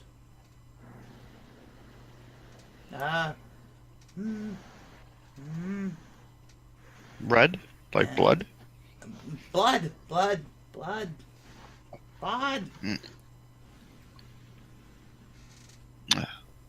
Thank you. Hey, So I'm gonna go over to Dorn and say, I just chatted with the seagulls here. oh, you said you walked over to Dorn? I need another Constitution check. It's probably going to be more of stumble and possibly puke and Dorn's First, shoe you again. can give me a dexterity check. Yeah, you can give me a dexterity check. Dex? Okay. Oh, Khan is not looking good. Nice. Alright. I'm going to let you Still reroll your queasy. con. I'm going to let you reroll your con with advantage. And I'm going to ignore that first one. Give me... So, you pass the dex check. Okay. There we go. You finally manage to get your legs about you for today. So, you somehow stumble over to the door and... Well, Kijor's face still looks green, but he's walking over to you, Dorn. I kind of back up. I don't want my shoes messed up again. I just got them clean. You just got these new boots. Yeah, that's right. So I say, I'm feeling a little better, and I talked to the seabirds here, and they've been to shore, and that cloud of beings out there, it's more of those red creatures. Pretty sure. Did he say, how many there are at all, or? I didn't ask, but they can't really count that high anyhow, so I doubt it would have helped. True. But from what we can see here, looks like trouble. Well then. Alright, you guys, I'm gonna give you guys... well, let me just roll it out here. Alright, you guys have an uneventful day, I guess. You're gonna make it tonight. I'd like to You can do something, get yes. Jayla. I'd Say like what? to get Jayla up here to show her Sure. what we've seen. I mean, I don't know if she's like hiding down in her room or Sure, what. sure. But Yeah. I'm going to advance the day without any incident, but before we do that, you can get Jyla up here. And okay, so Jyla comes up. That's concerning. Have Captain Telwyn, have there been any other ships reported in the vicinity?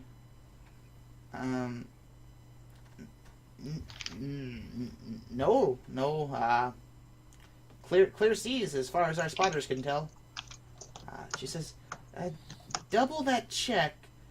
I'm afraid with their numbers they might... I'm afraid of pirates. Alright.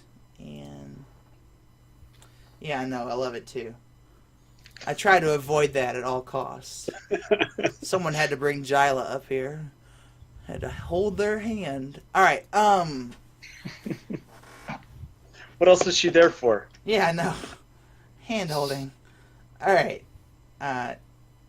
You guys are going to advance tonight, and something is going to happen tonight. So hold on to your hats there.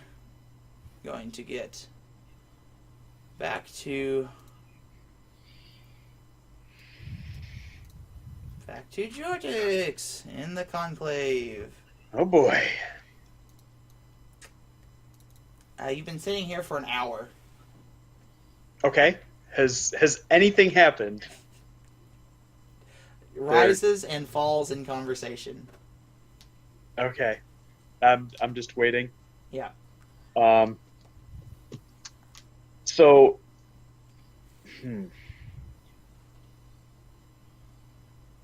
I definitely was told that I need to kind of not volunteer information and wait for it to be asked for. So I'm gonna kind of just remain, Okay. and I'm gonna start to slow down on drinking water out of my pitcher here, because who knows how long they're gonna have me staying here. It's true.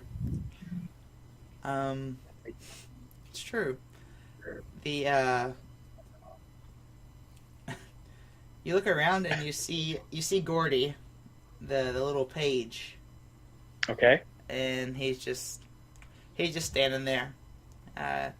You try to scan the crowd for Master Magellas. You don't see him. Okay. Do I presumably I don't see Edowis at all in the crowd. Has he arrived after he finished his porridge, or? Give me a perception check. All right.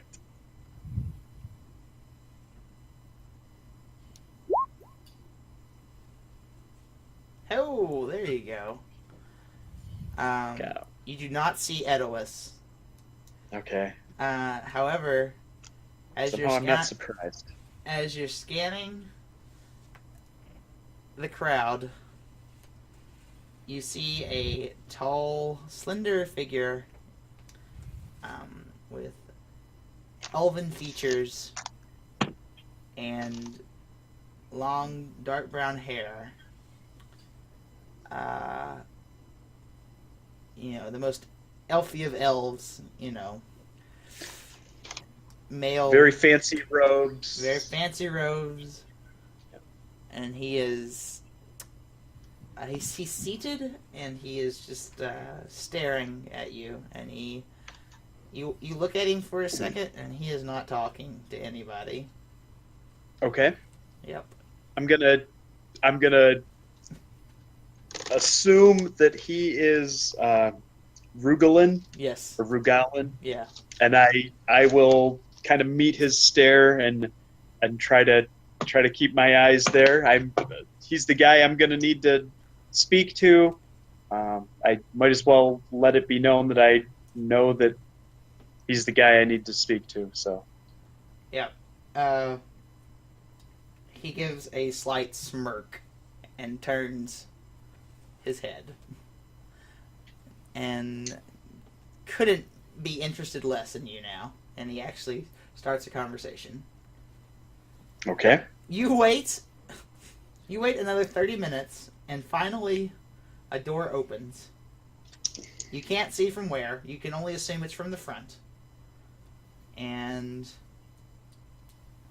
the murmur goes up again, and this time it just completely dies. Everyone's silent. You hear some shuffling of feet. Someone's walking around behind you. You can't see who it is. And then So I guess I arrived here at around 11:30 after it's Edwin now like woke 1 o'clock. up. Yeah. So, and okay. I was just wondering if the timing of me sitting there for an hour and a half was related to me being an hour and a half late to well, maybe the it's actual possible. meeting. So It's possible. that's kind of going into my head. Like, okay, I'm running numbers and Mm-hmm. You hear from behind you. Whew. Young Master Fizzleflash with 2 F's and 2 Z's. Do you Boy. prefer a cinnamon or a butterscotch dessert?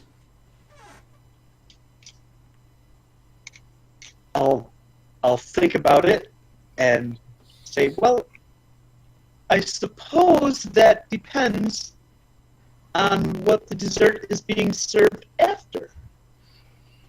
Certain meals would be better concluded with a spicier finish, like the cinnamon. But if there were only one choice to be made, just on preference alone.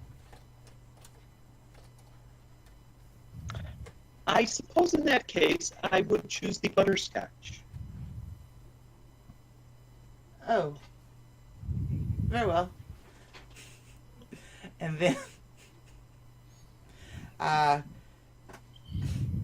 yes, you turn to see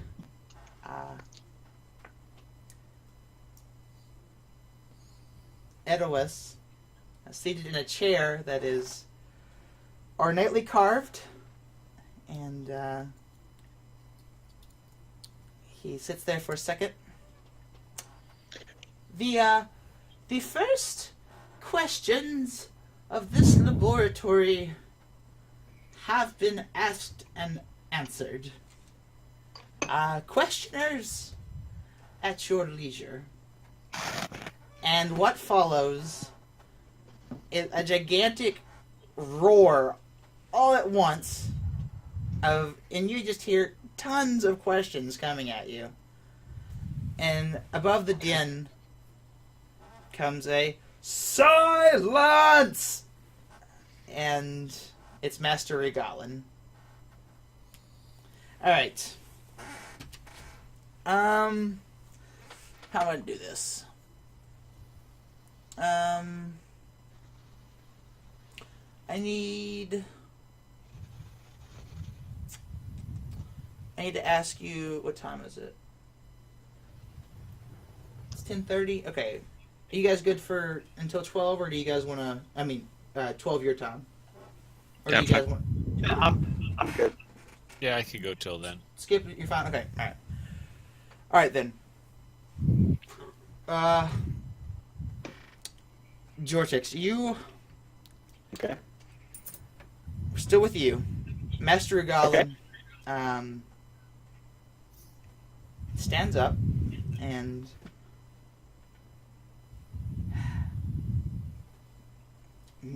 now that we've all been so enlightened as to your sweet profile, I suppose the real work can begin. Your name is...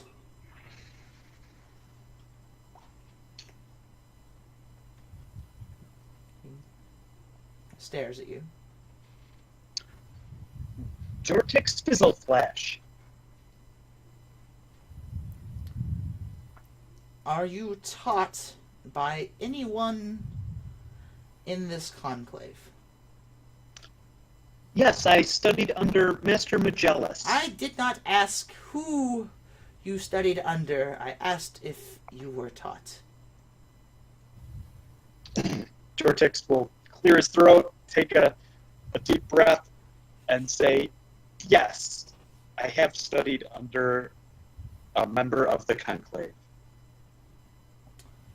Thank you for rushing ahead, but I already knew that it was Master Magellas. I do my research as well. He sniffs a nose. Very well, you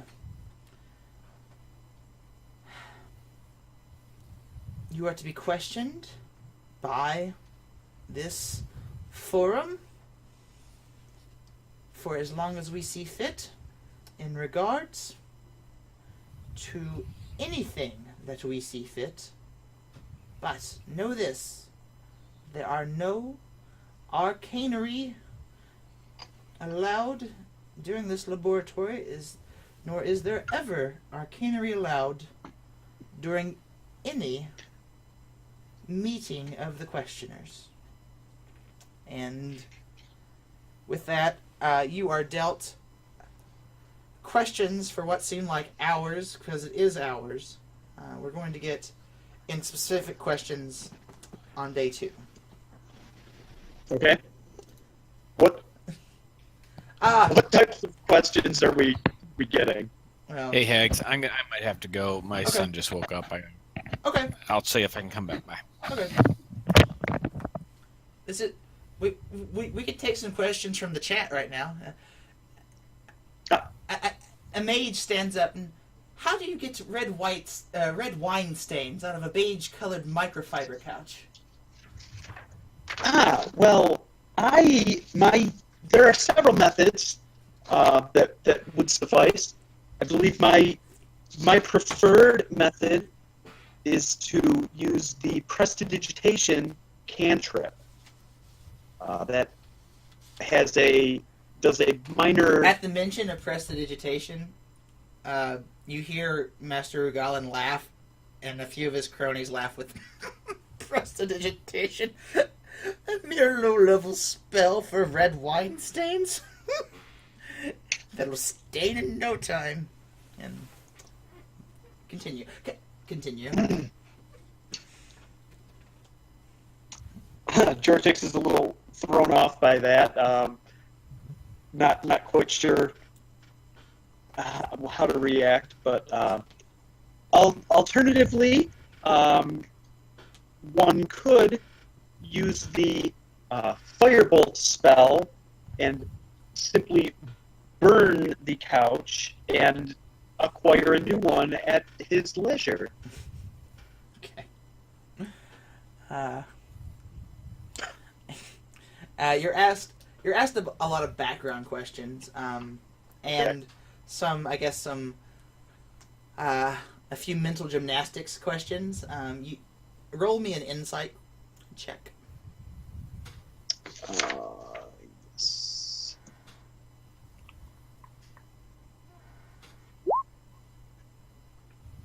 highly trained in insight. 12 is good. Mm, 12 is good enough for this.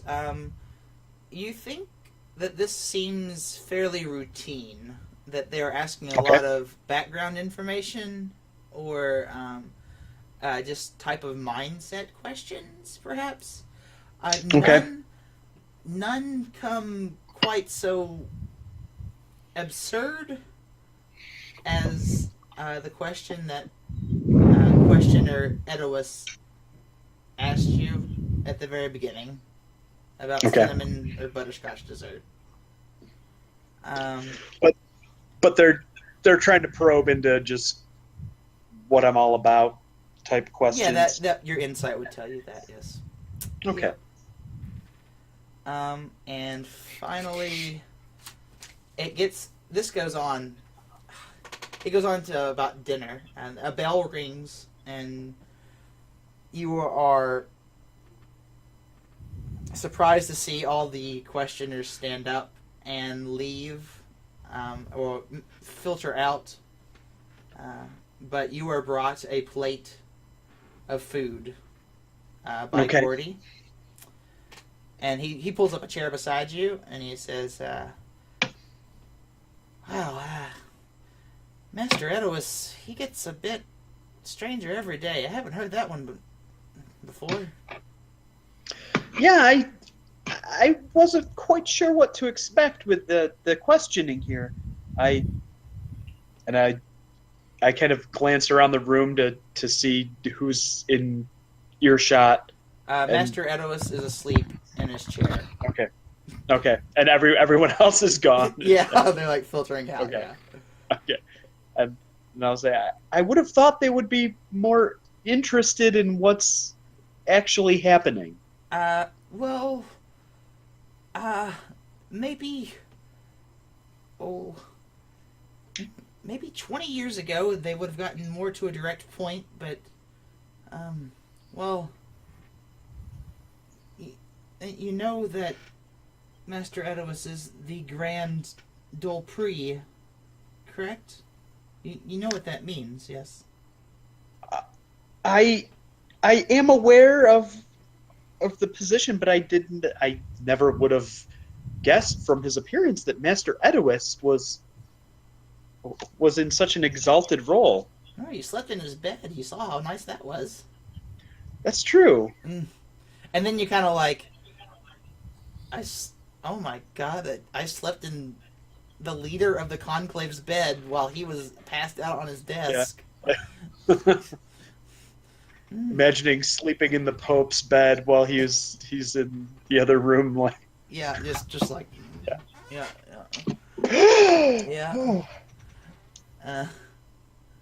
If I'll say if I had realized that, I wouldn't have been so worried about being late for the questioning. The boy gives you I guess that's one way to look at it.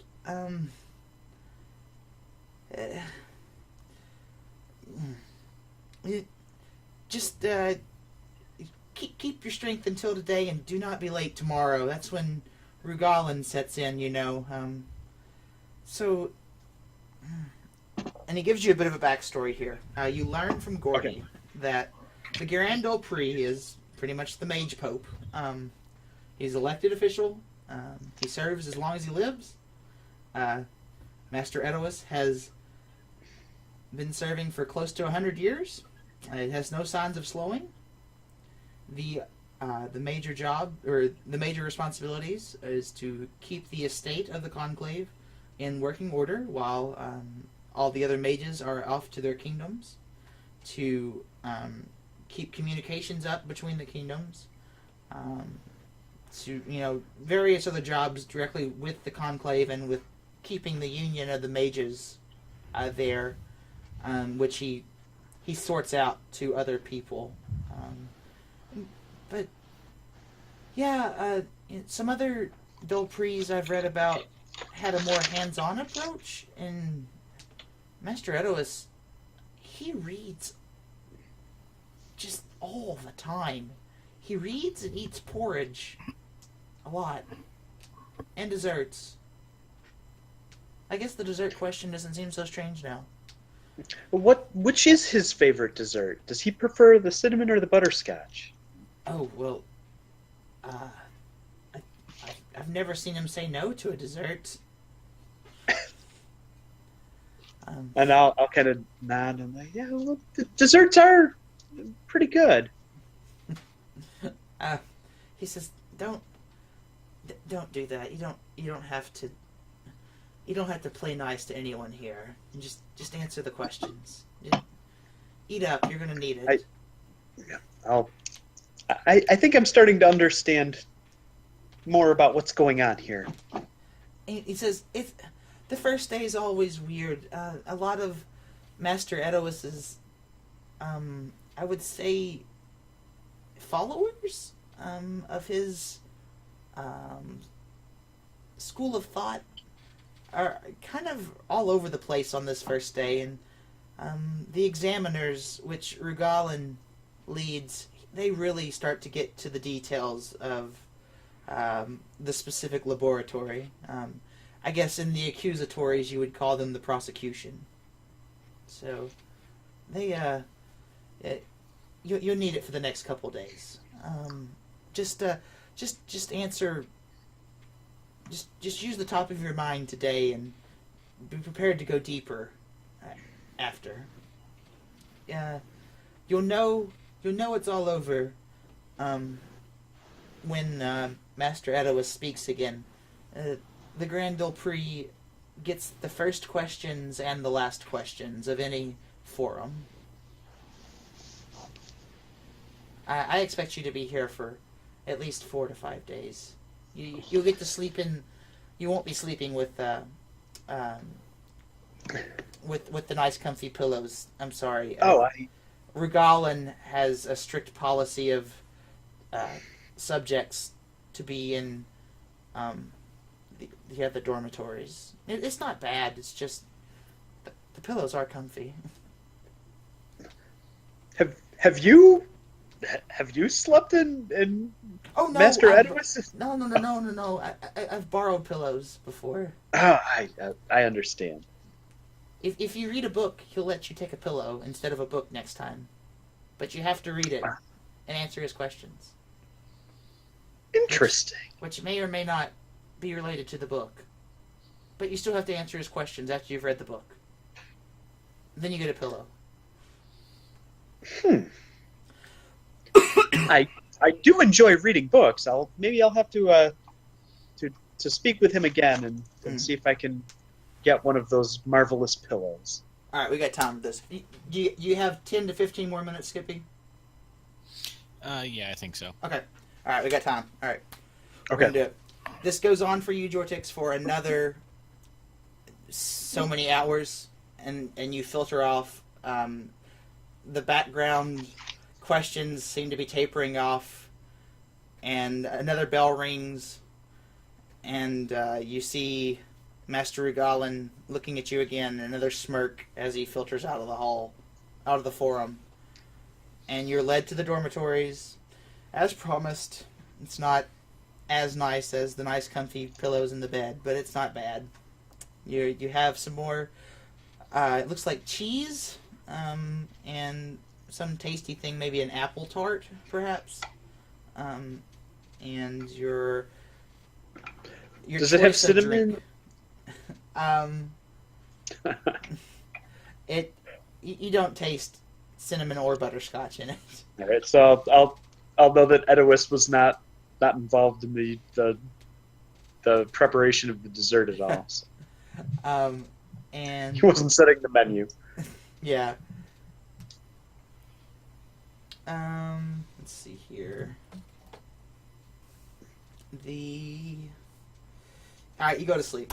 Alright, you guys, it's nighttime on the ship, and I guess you're done, Joe, if you have to head out, but this is gonna take No, I want to see All right. see what happens, so I'm sticking around.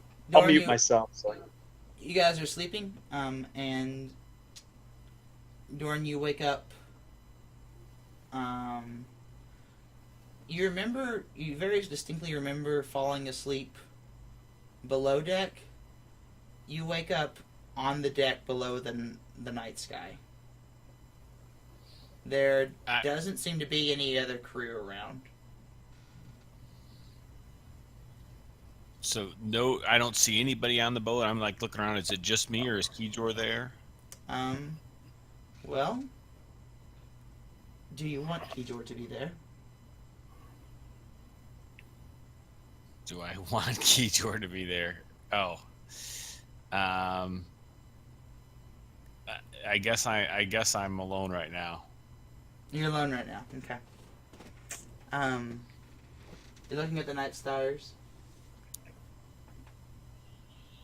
Okay, and then I kind of just start walking around the boat looking for anyone.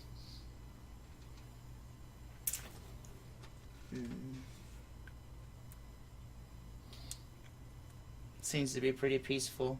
And then you hear a splash. And you see a bunch of moonlight shining down through the sea. And it appears that Kijor is being sucked underneath the surface. I jump in after him. Alright. I dive in, jump in. You jump in after him, and Kijor, you're awake. You're awake now. And being sucked in. You're under. You wake up, and you and Dorn are underneath the water, and it is getting really hard to breathe. And you're Okay. sinking very quickly. Ona is not here. Is something like holding on to me, or am I just sinking by myself, or? You you seem to think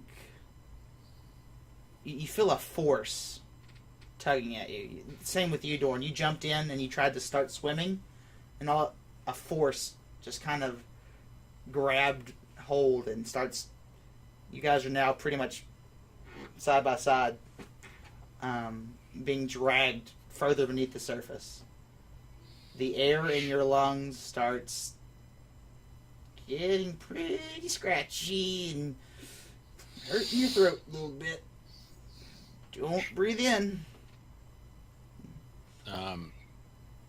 But it's just a force. It's not like a tentacle or anything Nope. like that. No monster.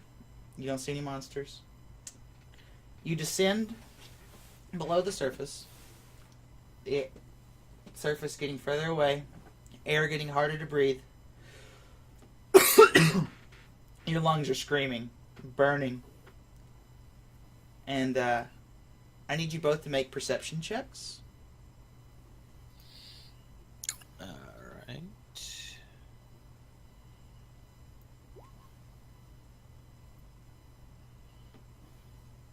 Ooh. Oh, Ooh. thought it was going to be Kijor, but it is Dorn. Dorn, as you get closer to the, as you're drawing nearer to what appears to be the seafloor, you see it almost looks like currents down there by the seafloor. There's movement, and you point it out to Kijor, and you look, and you're still going. You're still getting really, really hard to breathe. And you start getting tugged faster and faster. And as you go, you start to see the water taking shape in these forms, these these beings of water. They're not humanoid, but they definitely have a shape and a form, and they're moving. And then you start hearing cries. There seem to be cries of terror, and you see,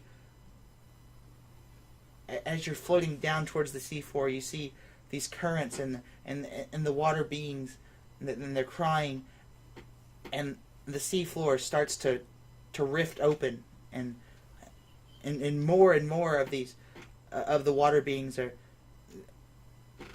It's almost like an exodus. They all start running away from these sea rifts, and there seems to be a bunch of steam coming out from some sort of what are this? I guess there are steam vents on the seafloor.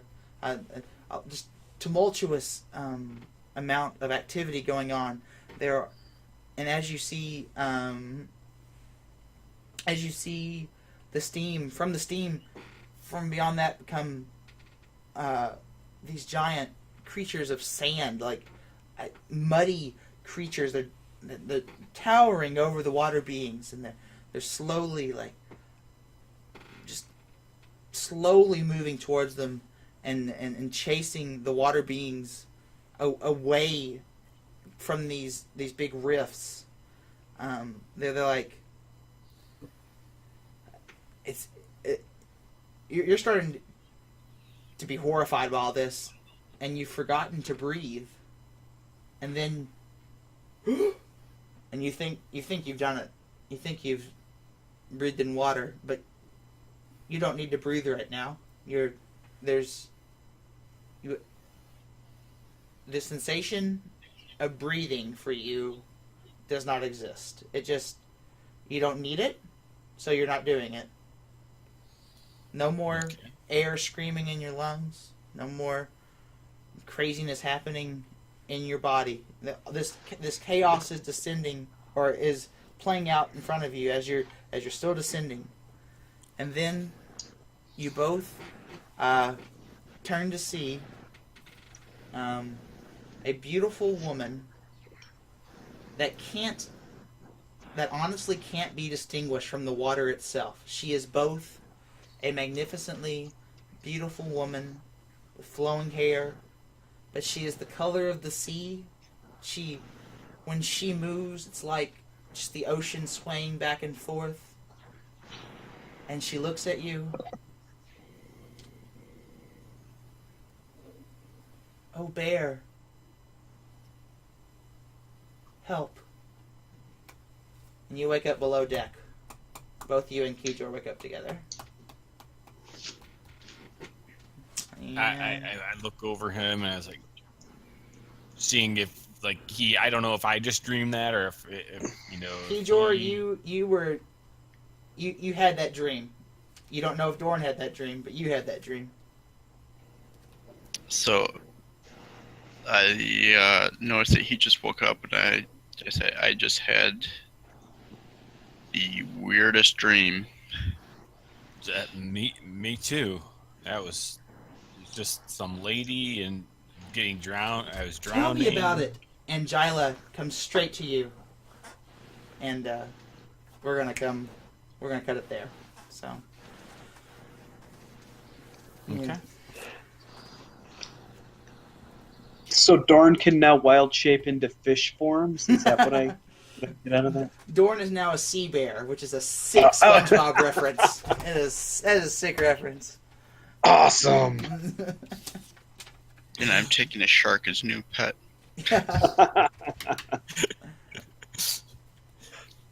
Well, maybe Ona Octopus, leveled up wow.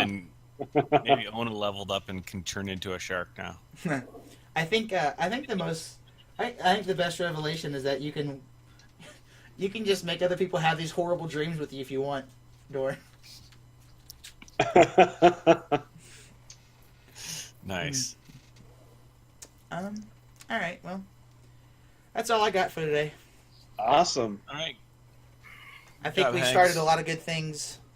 I'm excited to see where it goes. Yeah, that'll be interesting. So. All right, when's next time? I gotta run. 2 Thursdays? 2 weeks? 2 weeks? Yeah, that should work. Okay. 28th, I guess. Is that the 8th? Yeah. Let's do it.